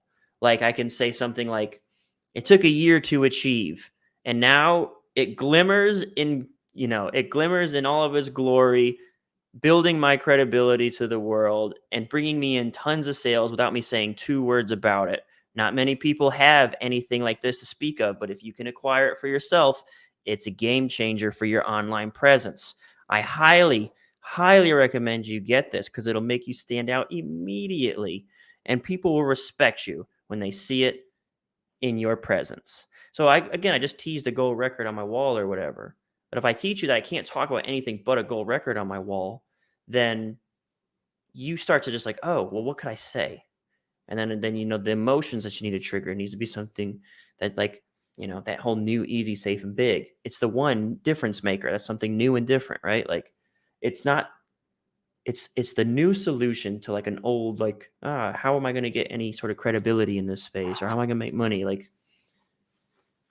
anyway, that's a rant. I could do that. That's like my whole job. I could do that for like 6 more hours. Sorry. Funny thing you mentioned that I got one of those, like one of the first pieces of copy, like the first time we did the copy critique week, and the members submitted an email like this where it was like just fundamentally wrong on so many levels. But I actually didn't send it back, say I wouldn't critique it. I actually went through it and critiqued it, and I had to point out everything. I was like, maybe this is too much, because I'm like, because when you're trying to get them to fix something, you can't give them like 10, like 15 things to fix, right? They won't fix anything, right? And it's like, I guess it's like a teaching technique. You're supposed to correct one thing at a time. So now that I did that, I was wondering the first, like, I did it once and I like, maybe this is not the best way, like, because there's too much wrong with this. I've got to figure out a better way to like get the point across. But yeah, that was a learning, because I don't do a lot of copy critiquing myself.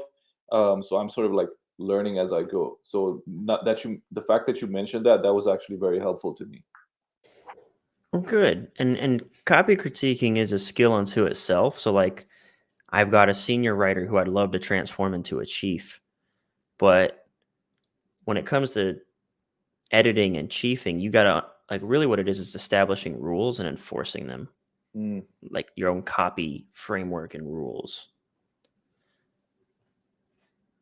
And that's what those labels really are. The labels are sort of like they're little boxes where I can say you're executing this issue. Call it poor man's intrigue. I got one called chart porn. You want to hear what chart porn is? Go for it. Chart porn. So I got this from Stephen Pressfield. I think it might have been in the War of Art, or it might be in Turning Pro.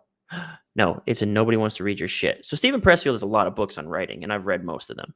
So he talks about this time he wanted to he was trying to write a screenplay, and he ended up getting a job writing a porno. And so he meets with the director, and in his head, he has all these preconceived notions about this porn director being like just a hack. So they go to lunch, and the porn director starts talking to him about like his philosophy. And he's like, here's the thing. Everyone thinks like it's just like talk, talk, talk, bang, bang, bang, talk, talk, talk, bang, bang, bang. He said, but during the banging, we need to be advancing the plot somehow. Either the husband's on his way home, or if the pizza guy is going to show up at these. He's basically like something has to advance the plot during the action. And so I took that with me to financial publishing, and I developed what I call chart porn, which is where someone writes like a whole section of copy, and then they just go into this pornographic sex scene with no context. They say, "Oh, and take a look at these gains," and then they just show a bunch of gains and percentages and charts, and then they go right back to the promo and the sales argument, and it's like that's chart porn. You're just showing them like as pornography. Like, have a look at these instead of like using it to advance your sales argument. So how would you do that? You can say, all the gains only take 2 weeks to achieve. Take a look at these 3 charts, 2 weeks, 2 weeks, 2 weeks. You could say, we average 400% returns every time we execute this kind of trade. Take a look at these charts, 400, 400, 400. I'm advancing the sales argument. I'm not just saying, oh, and take a look at all these examples with no context in the sales argument to push it. Any average Joe can make this happen. Look at these charts. This one only cost $20 to get into, $17 to get in this one, and this one traded a mere $4 and exploded 1,000%. Could you have afforded $4 and gotten yourself on this ride of your lifetime? If you had a little bit more than that, say you put 1,000 and it had 1,000%, now you're sitting pretty at $10,000. What would $10,000 do for your life? Would that make an impact? Would that change your dynamic in your house? Would it allow you to feel more confident and secure in your finances? Would you sleep easier at night? Would you feel like the man knowing you could put food on the table for your family and donate to your church? Like, again, so chart porn, advance the sales argument. You know what I'm saying? Now that's another good thing that you mentioned is like when you give it names, like when you give the problem or the error or the mistake names, that makes the critiquing a lot easier. So like you just point out, you see it and you just say like in the comments you write chart porn. Now everybody knows exactly what's going on. Like so for me, when the subject line is shit, I just say where's the perfect subject line, right? And so they know if they've watched the course, that's what's going on. Or like if they waffle, you know how a lot of writers, they'll like waffle for the first 2 or 3 sentences, they're clearing their throat. So I'll either say waffle or throat clearing, and then they know that this is like all like words that are complete wastes of space, right? And so like when you give it names like that makes it a lot easier. So the fact that you mentioned that is also is another thing that I picked up on. So I gotta find more names for the problems. Yeah, so it goes back to that thing I was telling you earlier about, like, before you stop doing what you're doing, make sure you've documented everything that you were doing. And so one of those Mm, things that you can do is when you find an issue, and this won't happen every single time, but you'll find like a recurring issue. Yeah, start documenting it. And like you said, give it a name, give it a label, and say, God, I see this all the time. Double mumbo jumbo. I stole that from Save the Cat. Have you read Save the Cat by Blake Schneider? no, it's on my list. I haven't read it yet. Okay, I read a lot. All right, so I'm bad for this. Like, hey, you read so Save the Cat has this thing called Double Mumbo Jumbo, and so Save the Cat's a screenwriting book. And what Double Mumbo Jumbo is where you introduce 2 mystical elements. He said all superhero movies violate this because you introduce a brand new hero, and in the same town in the same week, a brand new supervillain is born. So that's double mumbo jumbo. You can only do like one crazy mystical thing. So when you're writing copy, you can't introduce 2 blinded like mechanism, gimmicks, or labels in the same section. You have to introduce one, give it some context, give it some earth to live on, give it some grounding, describe it a little, tease it a little. Then afterwards, you can introduce a second gimmick. I've seen copy where they'll be like, look, what you need to know is the X factor line. And once you know the X factor line, which I'll describe in just a moment, then you can tap into the profit volcano, which I'll describe in just a little bit as well. I learned about the profit volcano when I first discovered the, fucking penguin orangutan trick. It's like your brain can't make heads or tails of all that shit. None of it makes any sense to anybody. So I call that shit double mumbo jumbo. I'm just giving you like my Milliganisms now, man. Just throwing them out. That's great, because that piece of copy that I was telling you about, where I went through and corrected all of the mistakes, he actually did that. Where like he came up with some, like, he had one particular idea or motif that he was talking about, and then he suddenly went into like this fire-breathing dragon kind of idea, and like bro, what the fuck? Like, where did this dragon come from? You know what I mean? And so like, yeah, that's another problem as well, where like they get like you'll get invested, like you come up with this cool image in your mind, this word picture, and then you get invested, and that has to make it into the copy no matter what. Like, I can't cut this, it's too good, you know. Mm-hmm. Yeah, and then what happens is they violate the. I got another rule. Let it breathe. Let it breathe. I think if I believe Tyler is going to be putting out a clip from last week's copy call in the inner circle. There's a clip coming where the thing that I described earlier, the dude had 3 ideas in the first line, and I show him. I say, look, forget the other 6 lines you got here. Let's start with this one line. I said, here's how I'd write an email with the first idea in this line. And then I just kind of like blabbered out an email. And I said, now, what if I wanted to write an email for the second line? And then I blabbered out an email. I said, what about this third idea? I blabbered out an email. I said, but they're all one thing. Like, I can't, like you said, I can't be like, I really want to get this other bullshit in there. Like, you got to let go of like your motivations and just do what works and just do the least.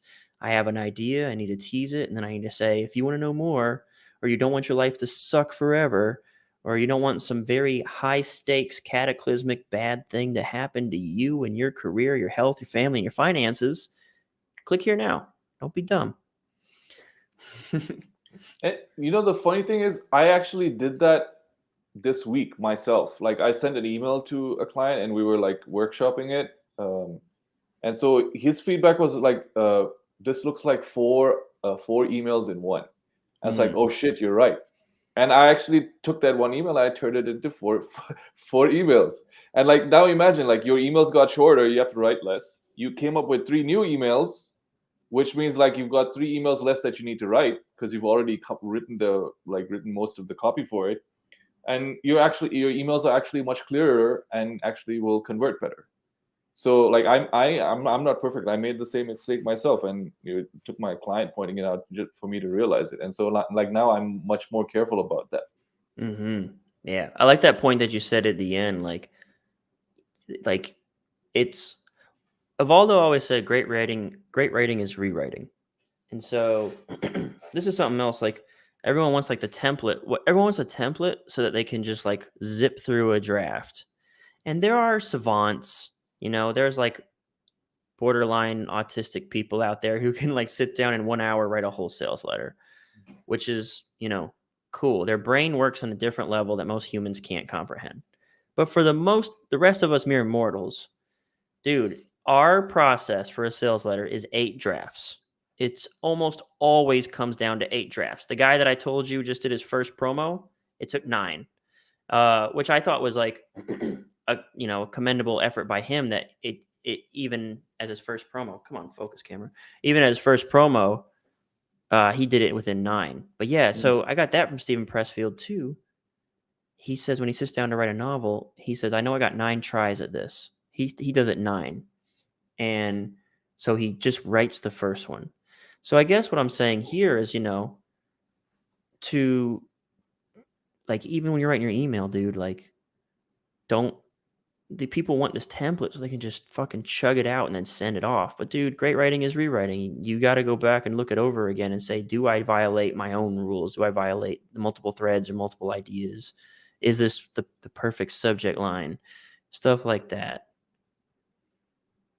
Yeah, I'm pretty bad about that actually. And because most of the copy that we're writing is like daily emails or book a call emails, like where it doesn't need to be perfect, right? Mm-hmm. And because it's not very high stakes. So like usually I'll send the first draft out, and like, I mean, it still gets results. I don't know. Maybe I'm like just so much better at writing a first draft. I don't know if that's any particular skill on my part or if it's just bad, me being a bad copywriter. But I usually go with the first draft. Mm-hmm. And or maybe it's also just because I'm lazy, but but I should, like, if I did edit my work, I would probably be better. Yeah. I mean, I would say that case is always going to be true. If I edit my work, it would be better. I think that's just a truism. You might be at a point where you are so in the groove and especially for emails, it's like 100, 200 words. Like it's Yeah. not like a full sales letter. You might be in the groove now where you could crank out something useful in one go. I would say maybe as an exercise, you could write tomorrow's or the day after tomorrow's emails today. And then you stay 2 days ahead, and Mm. then what you do before as you're writing, ooh, this might be a thing you could do. So today's Monday and I got emails to submit on Wednesday. So what I do is on Monday I'd write my Wednesday emails, and then on Tuesday I would start with editing my Monday emails, and then on Tuesday I write my Thursday emails. And I don't Mm. do this. This is just like an idea. But what that would do is it automatically puts you in the mindset of like you've already corrected the issues. And here's something that why active reading and marking up promos is so important. Like Joe always taught us, read a piece of copy, write a piece of copy, come up with an idea a day. When you do the first two, like the idea of coming up with an idea, people complicate it. They try to make it crazy or like it needs to be a big idea. You'll see during your active reading process, you'll either see a line or something like from another writer, like, ooh, I like that. I want to use Mm. that. That's an idea. Like, I could use that in my product. That's an idea. Or when you're dissecting and working on your own shit, you'll have an aha moment that spawns a creative spark that you could use to propel you into your next email. That actually happened to me 2 weeks ago. I was reading How to Make Your Advertising Make Money by John Caples, Mhm. and he mentions this promo where he talks about these ads that went out. He split tested a bunch of different appeals, and the ones that performed better than the rest all had the words retirement income in them. And so I was writing a VSL for a client where like he sells affiliate marketing coaching, like he teaches people how to do affiliate marketing with his proprietary methods, and he also Mhm. has like a VIP program for sort of higher net worth individuals who are looking for like a capital allocation play. So I used that for the idea for the lead for the VSL, and it was like while I was reading fucking John Caples. In fact, a lot of the angles that I come up with are just like me reading like either the Eugene Schwartz stuff or a John Caples thing, or like mostly like Ogilvy because it's so easy to read. Like I'll read Ogilvy and come up with a bunch of ideas. Nice, nice. Well, Nabeel, we've crossed the 3 hour mark, which is generally where I start wrapping things up. I'm really impressed by your bladder control. You're much stronger than I am in that category. And I guess to close it out here, one more time for the folks in the back. Why don't you let them know what you're doing here with Get Copy Skills? All right, so since most of the people are going to be watching this are copywriters, CopySkills is a low ticket membership. It's $20 a month. No problem mentioning the price is not a big deal. And it's designed for copywriters who are in the global south, which is like the politically correct way of saying the third world these days. So if you're in Latin America, Africa, South Asia, Asia, and even in Eastern Europe, you know that paying $500 to $1,000 a month to join these fucking masterminds or $5,000 a year. is pretty much out of your reach, but you still need the coaching and the mentorship and just the like an expert eye on either your copy or your business tactics that you use to get more clients, or whatever it is that you need while as you're growing a copywriting business. That's what CopySkills is for. And then if you're interested, we only open for enrollment once a month right now because I'm doing everything manually and I want to make sure like the experience is great for everybody. So if you want in, you got to get on the wait list, and that's getcopyskills.com/waitlist. Getcopyskills.com/waitlist. All right, very good there. And you something that you mentioned, I was kind of wondering this. I know you're based in Dubai, but where are you born and come from? I'm originally Sri Lankan, so born and raised in Sri Lanka. And when I graduated high school, I lived in Chicago for 6 years, went to university there, flunked out of university there. I went to Illinois Institute of Technology. And then I moved to Dubai where I was able to, finish my college. And then I've been here ever since. I came here in 2006. Okay. Yeah, because the way that you talk, like there's not any sort of thick, discernible accent. Like if you hung out in America like for a month, I feel like you would just sound like everybody else. Like it's not, yeah, nothing crazy Yeah, I about think it's from me living in America. I sort of my voice sort of modulated to become a slightly more American. It actually sounded a lot more American when I was living while I was living there. It's become more back to its original as I've been living in Dubai. that. Do you speak multiple languages? Me, no. My I'm so useless. Like we have like my mom and dad, they speak three languages. They speak well, four actually. So they speak English, and the two other languages in the country are Sinhalese and Malay. Mhm. Sorry, Sinhalese and Tamil. All right. And then we're ethnic Malays, right? So a quarter, like I'm a quarter Malaysian, and so we grew up speaking Malay at home, which is what they call Bahasa Melayu, which is the well, actually, it's not actually the authentic Malaysian tongue. It's a sort of like a patois kind of pidgin kind of Malaysian that uh, diaspora kind of Malay people speak. So they speak four languages. I speak just one English. Can you at least pick up some of the stuff that they're saying when you're in the room? Well, I mean, I could probably converse with them, have conversational in Malay. So, like when my mom speaks to me in Malay, I'll understand it, and I could probably reply to her.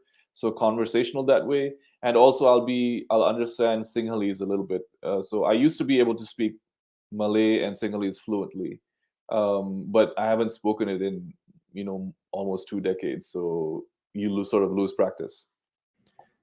I feel like when you've got the kind of worldly experiences and sort of like movement that you've had, I feel like those people are more patient or more worldly and knowledgeable, and like they can see things from different perspectives. It's funny because we had this conversation earlier that you're pretty much rooted in your ways, and you don't consider, it doesn't sound like you consider yourself like an empathetic person per se.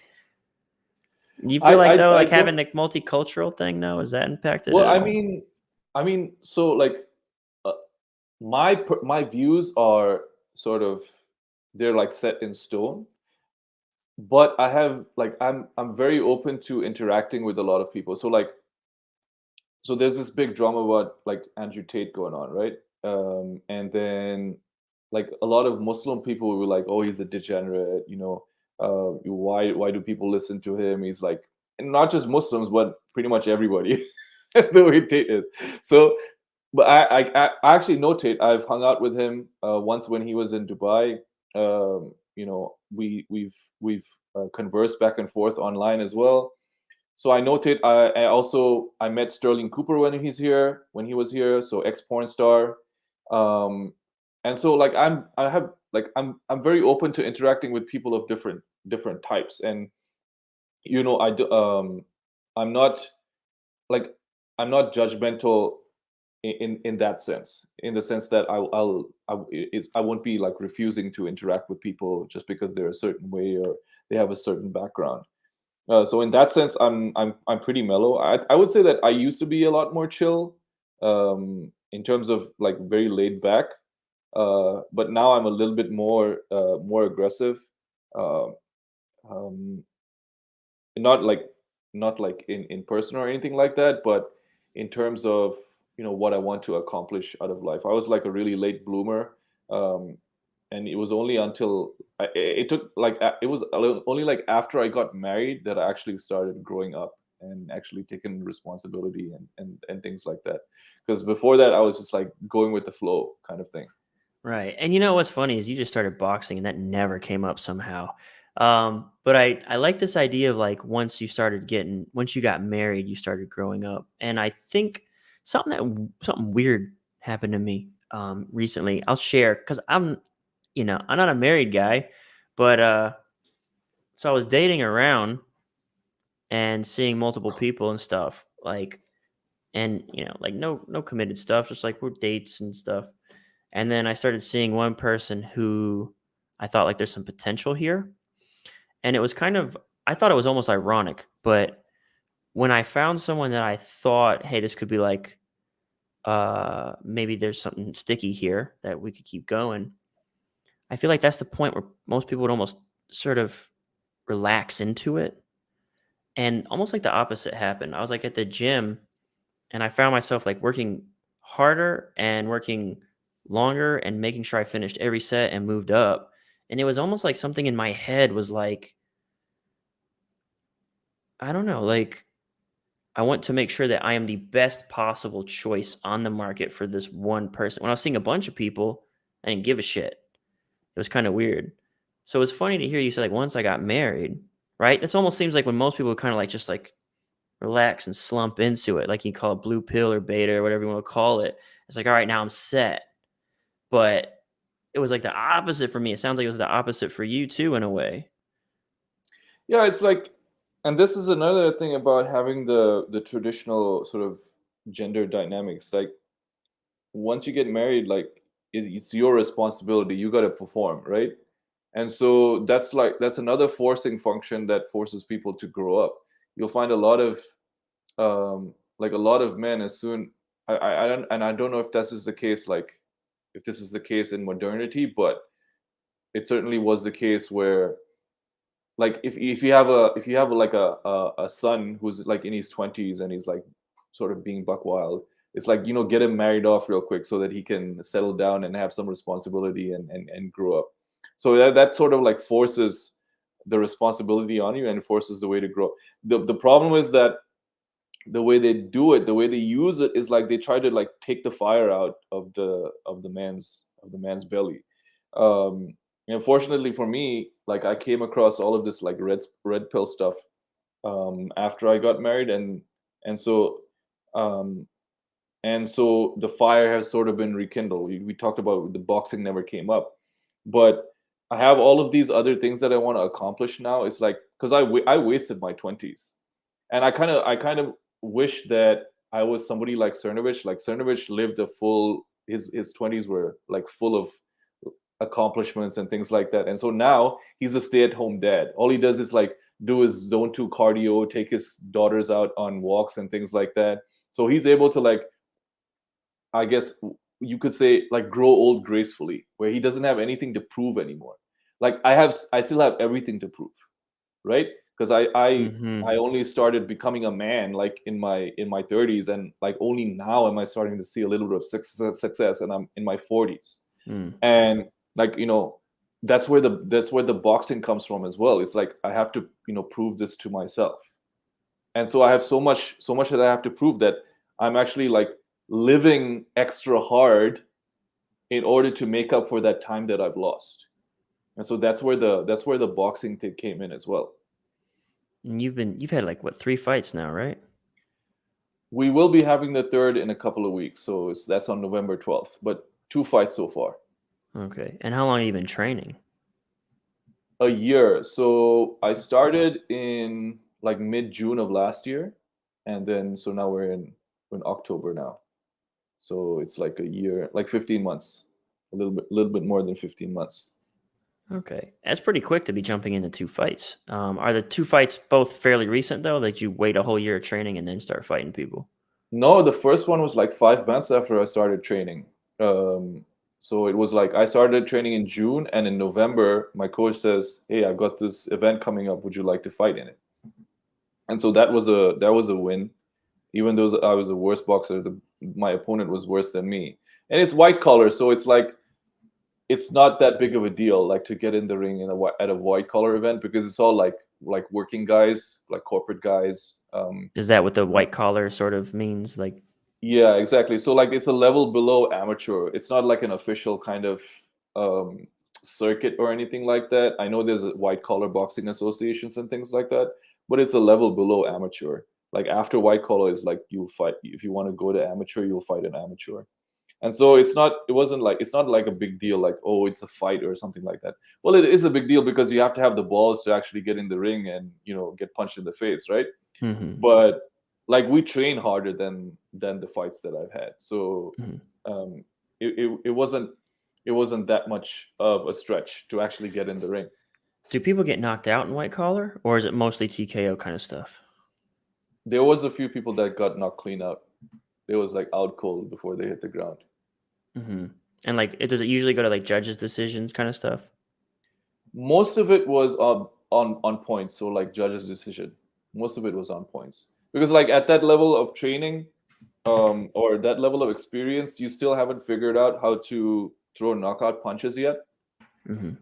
And so like the knockout punches that do happen are sort of like wild swings that somebody like walks into, right? Or like they lean their head into it or something like that.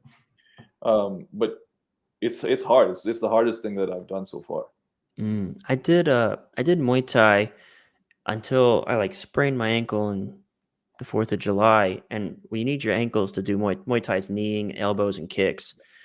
And one of the eye-opening things for me, and it really did change, like, how I acted in public. There's who said it? Like, fuck, it might have been Ed Lattimore, but like society would be different if we had to face repercussions for the way we talk to people. Yeah. Um, but I remember sort of one of the weird eye openers was like going to Muay Thai, and I went in like following Jocko Willink and reading his stuff and listening to him talk. He always talk about like sparring and jujitsu and stuff. Like you need to get in there and just like get manhandled by someone who's like half your size or whatever. Yeah. And I was like, I wanted to do jujitsu, but it didn't line up with my schedule. So I did Muay Thai instead. I like striking too, it was fun. So I Mm. jumped straight into the advanced classes and did sparring with people who knew how to fight. And one of the eye opening things that happened to me was sort of getting punched in the face repeatedly. It was is one of those things like once you go, I mean, it sucks. It's not fun, but it isn't actually a heavy deal. Like you said, like it's not common. This is something I recognized when I was thinking about it. It's not common to lay someone out. Like you've got to catch them and they aren't Yeah. ready or something. Like getting knocked out is yeah, in a fight where both people are prepared, it's yeah, getting knocked out is uncommon. And so I've recognized this too in dealing like it and I've talked about this like it doesn't make me feel like god mode. It doesn't make me feel like I would say arrogant. It makes me feel like confident that if back to that handling tension with grace and poise. If things start to go a little bit like I know that I can take several blows and probably not go down. Like just looking at the other person, it's like by the time anything actually occurs, we'll be broken up anyway. Like, Yeah. especially if we're in public. But it's like it kind of gives you you could call it confidence, but also like awareness. Like it's not that deep. You could take a swing. Like it's not a big deal. Isn't that kind of a weird things that happen to you at all? Like walking around No, it does. life? It's like so like get like scoring up against somebody, and like your entire instinct is like fight or flight at that point, right? And so like overcoming that instinct and going like 2 rounds or 3 rounds, whatever, um it gives you like a newfound sense of what you're actually capable of, like mentally and physically. And so I think that's what happens. That's why you become so much more confident, and then you become so much more relaxed as well. It's like because you don't have anything to prove anymore. Like you don't have to prove your manhood while you're out in the wild, or like out and about in like nature. You know what I mean? With the other humans. So like you're a bit you're much more chill. Like there's like you don't have to get into altercations, or like um somebody disrespected you, so you gotta like reclaim your honor or something like that. So it, because like you're in the ring 3 times a week or however many times, and you're going rounds and you're getting that aggression out, and I think it just gives you you feel a bit more peaceful. I was like, I posted one time, like we had just got done sparring and I was taking off my wraps. I had my coach take a photo. I said, men will punch each other in the face for 12 rounds instead of going to therapy, right? And so Okay. and so it's because it's because it works, right? It's like the way men express our emotions is through like physicality, right? Mhm. And so that's it's like the action, just the fact that we're taking action has a much bigger effect on our psyche than talking about problems or doing things like that.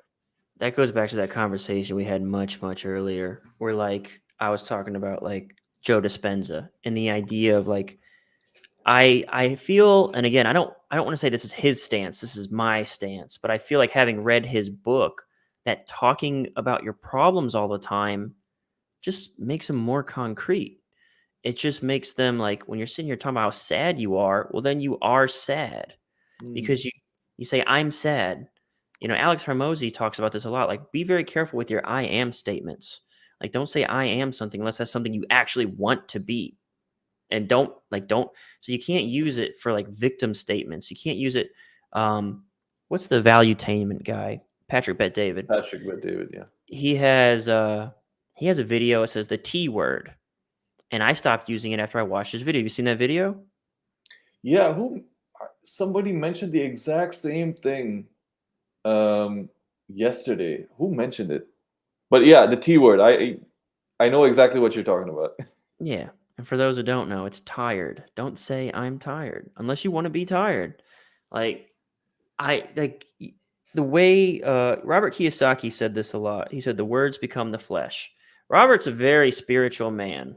I remember I'm gonna name drop a little bit. I went to Mm, Arizona to Rich Dad headquarters before I wrote the promo for him. But when we sat at his boardroom table, he gave us a little spiel that it started with like because Agora is a very aggressive marketing company. Whoops, sorry. And he said, like the first words, like we sat down, he said, I am not a shill. Almost like telling us, like, this is how we're going to start this conversation going forward. That's the first thing he said, I am not a shill. And I think, you know, because he's been caught up in these controversies where he was like uh, licensing out the Rich Dad name to these very aggressive marketing companies, he got hit hard when at the peak of his fame. Uh, and so when he started to give us his talk about like who he is and what he's about, he was basically like, I'm a very spiritual man. And he is. He's like a deep thinker. He's very like religious, philosophical kind of dude.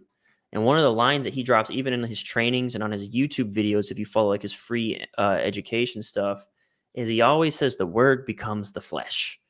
He mm, says that all the time. And so when he's doing Rich Dad Poor Dad talks and giving people lessons on how to think, he's trying to teach you to think like a rich person. And so he says, like, the rich don't say, I can't afford it. They say, how can I afford it? And he's doing all this sort of like almost internal dialogue adjustments in your brain so that you stop saying these things that preclude you from moving forward, these limiting beliefs that actually stop you from having the ability to achieve because you've already accepted them as like a conclusion. And that down to like just these I am words. It's funny, I don't remember how we got on the I am words thing. Quick question. Chandresh asks, who's your favorite boxer? I like Russian boxers, or just Soviet boxers in general, because it's they're the way they fight is like ballet, with punches. It's very difficult to do, because they're always bouncing around, and they have a particular way that they bounce around. It's called the pendulum step, and they fight as they're bouncing around in the pendulum step. It's extremely difficult to do. I've been trying to do it myself, but I'm just too big and brutish. But There's I'll a I figure it out am eventually. statement. That's a good point. That's a good point. I feel too big and brutish, and well, actually, my physical form is presently big and brutish, but I'm trying to lose weight. So hopefully, Yeah. it can, I'll be able to fight in pendulum soon. And the other thing about the boxing that, because of this question, sort of jogged my memory. Like we're both lifters, right? We both lift. The other thing that I realized about boxing is like your gym strength does not translate at all. I was like, so I do powerlifting and Olympic lifting, and so like it was like crazy. It was almost like learning to walk again. I had to actually relearn how to move my body because I was so I wouldn't even say I was muscle bound, but just doing these movement patterns over and over again, it was extremely difficult to like even learn how to like relearn how to throw a punch. I feel like that gym strength thing is true. Like you see that with like quarterbacks, right? Like no matter how much I lift, no matter how big my muscles get, like there's the skinniest dude in the field's a quarterback, and he's just like flick, 60 yards, and it's like, or baseball pitchers, like there's a certain sort of weird physicality. Basketball players who can jump like 9 feet in the air, you know, it's it's interesting. I think with fighting though, what I like about fighting uh, in a lot of other sports and physical things are the ability to sort of like the technique aspect. I learned this in rock climbing a long time ago. Most people, when they rock climb, they're doing like a pull up drill. They're going up, they're reaching up for a rock, and one day, some older guy there, like in his 40s, gray hair, hell, he could have been in his 50s. He was like just giving me pointers, and one of the pointers he said, when you climb, you should be able to like hold on to whatever, like unless it's a difficult hold or some weird sort of shit. But for the most part, you should be able to have 3 points of contact: your 2 feet and like the tips of like your fingers. Like you should actually be able to let go for 3 seconds with your hands, and all the work should be driving with your legs. And that was like a game changer for me because it allowed me to actually, I was paying like $30 to go to this rock climbing gym every day, and I could only climb for like 20 minutes before my forearms would turn to rocks and I couldn't grip anymore. But it was like a game changer, like to realize you need to understand fundamentals, technique, and form. And in fighting, that was one, like I love, as a copywriter, I love just doing like the small stuff repeatedly. Like I feel like that's how you build these habits. So like, when we would do anything, it was never like this. It was never like this. It was always like he wants to see my heel and my hips when I do that, or when I do that. Like he wants to see the whole body go with it. And I thought that was like really cool. Like those are little things that you could do, especially if you've got physicality and you've got weight to throw. Like the idea that you could throw like my leg is behind that, Yeah. like my leg and my hips and my ass, like I'm pushing. So I thought that was really cool to learn because every little bit, and again, as a small dude, I'm always looking for like, it's cool to think that I can generate all this power from my trunk so I can actually strengthen myself in other ways by just getting my squats up. I can Mm. strengthen my hook by getting my squats up. That's kind of like cool thing to think about. Yeah, absolutely. And it's like the other weird thing about it is like for your punches to actually uh, hit hard, you have to relax. It's very counterintuitive. Like it's like, so you want to like sort of like shrug, right, to like to protect yourself, but when you throw punches from that position, the tension in your shoulder, basically it's like hitting the gas while pressing on the brake at the same time. And it's the same thing like you mentioned with the rock climbing, where you're like your forearm is like is so tensed up that it fatigues after like 20 minutes. Like all the tension that you add, it slows down the punches, and that means your punches are less powerful. So like it's almost like you have to learn how to be like very loosey goosey and be like a whip with everything. It's like very, very counterintuitive, because like when you're lifting, it's all tension. Like you squatting or you're deadlifting, it's all about, first of all, you're building thoracic tension in order to brace properly, and then you're trying to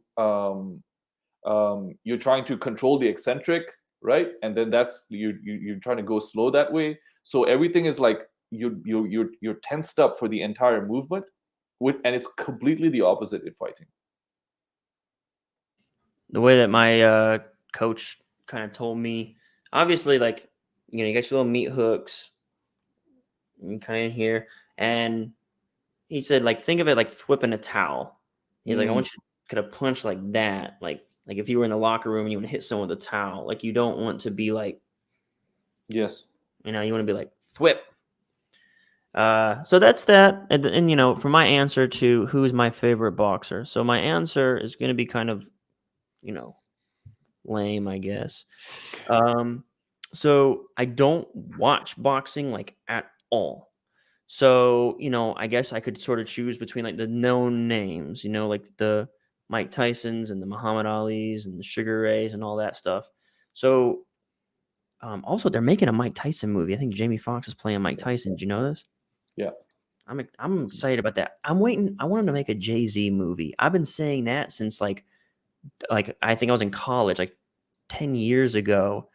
I was like, this dude, he just does so much. Well, anyway, so they're making a Mike Tyson movie. I like Mike Tyson not just because of his profound success, but because of his stature. That's my favorite part. Is like when I was over. Oh, I could name drop again. I was over at Rich Sheffrin's house last weekend watching the UFC fight. Nice. Okay. So, but the thing is, like when we were picking, everyone's like, you know, who you rooting for? Who you rooting for? Who you rooting for? I always just picked the shorter dude. I didn't pledge an allegiance to like a specific flag on that one. I didn't pick like some people were like, I like O'Malley because he's fucking wild and he's got pink hair and tattoos. Like I want to, like for me, it was like I picked the shorter guy. Why? Because I feel like technically he should not win. Like he's gonna have to lean on technique and skill in a way that someone with longer reach doesn't have to, just because they can keep the distance open and then peg you and just like keep it. Peg has a new meaning nowadays, but not like tap you, like, you know, he can just like, he can do stuff like that. So he can tap you up. So I like, and that's why I would say if like I had to pick one from the known 3 that are in my roster, I like Tyson just because he was a dude, like if you watch some of his fights, it's like, how did he do that? How did he beat them and beat them so badly? And I just think it's I think that's why I like him so much. It's a great answer. You know, when what Ed Lattimore talks about why he quit boxing, right? And one of the reasons why he gives is that he's too small. And he's like 6'1", 220 pounds of like muscle, right? And he's like, I'm too small for heavyweight. He's a heavyweight, right? And then you look at like Tyson Fury and people like that, and Tyson Fury is like 6'7", like almost like well over 250 pounds. And then again, you mentioned Mike Tyson, right? So Mike Tyson was able to do what he did as like one of the smallest heavyweights ever. And he was not that he was short, and also he wasn't that heavy. Like heaviest he was ever was like 213 pounds. Yeah, I think that's phenomenal. I love that. I just think that's so. I just think it's admirable just to be able to overcome those sorts of limitations. Something else I thought was wild, like watching the fights, the UFC fights, was the fact that like some of these cats are like 5'8", 5'9", 130 pounds. How are you even walking? I am 5'7", 175, and I imagine dropping to like 150 in the fucking like deathly, like how, I don't know where I would get energy. Like when I cut 5-6 pounds, I feel like I'm walking death. I don't know how someone can drop at 5'8" or 5'9" to 130 pounds and then pick people up and body slam them. and fucking go fucking 3 full rounds in the octagon. That's crazy to me. Yep. Yep. Are you cutting and shit? Like, do you get in fighting shape and stuff like that? No, because I fight at heavyweight, so there's no reason for me to cut weight. Mhm. But I am trying to drop a bit just so I'm a bit easy. It's easier for me to move around when I fight on the day. So I'm trying to cut like 10 pounds. I've got like 6 pounds to go, or 5 pounds to go. And then eventually I want to like continue to lose weight. So I'm fighting at heavyweight now. I want to get down to like the lower weight class, which is like cruiserweight. Because right now, the problem that we're facing is it's tough to find me opponents to fight at our level who are actually who weigh as much as I do, who actually are willing to get in the ring and fight as well. So that's one of the hard things that's going on. So I think if I drop a little bit of weight, it'll be easier to find opponents to get in the ring with. What would be the next weight class that you would have to drop into? Cruiserweight. So cruiserweight is like I think under 93 kgs or under 91 kgs. What So can that's you give like me the transition? it's like 198. Okay. Yeah, so you have to drop under 200 pounds. Oh, how much do you weigh? You can't be that far off, right? About 50 or 60 pounds. Really? I didn't. Yeah, Okay. Well, how much? How tall are you? I'm 6'1". You're a big dude. Let me get my headphones back online. Sorry. Is this bitch connecting or not? Give me just a second. My headphones keep dying. Maybe that's a sign, huh? We're almost at 4 hours now. Yeah, dude. I remember I was wrapping up at 3. I was like, all right, Right. that's enough. But yeah, I accidentally asked you where you were from, and then we started talking about boxing. Yeah. Okay. I don't see any like pressing questions in the chat. It seems like sort of like general commentary and whatnot. I really think this is solid for me. I'm happy with what we achieved here. I had a good time. Likewise. I had a really good time chatting with you. Like and for I don't know if it matters to anybody else, but like this is the first time we've sat and had a conversation, just you and I. Yeah. I'm happy with it in that I feel like you're a cool dude. I'd go on a second date with you. I think this is like I think we see a lot of things eye to eye and have very similar sort of just general even you're over there, you're on the other side of the world. You grew up in a completely different environment. You had some time in Chicago, but you know, we seem to still have same or similar life philosophies, which I think is pretty neat. And I really did enjoy just sitting down, chatting with you, learning about you, and hearing about your experiences. And also, like my door is open too now beyond the podcast. If you want to reach out, chat, or need anything on from this side, you just let me know. Absolutely. And I just wanted to thank you for the invitation. It's a pleasure. And it has been very enjoyable to sit here and talk, shoot the shit about a whole bunch of different topics. So I'm very grateful. Thank you. All right. Well, thank you very much, and to everybody who tuned in and made it this far. This will keep those people who watch in 20-minute sprints. This will keep them busy for a minute. All right. So thanks everybody who's here, everybody in the chat, everyone who asked questions and contributed. We appreciate you very much. And until next time, peace out, Copy Squad.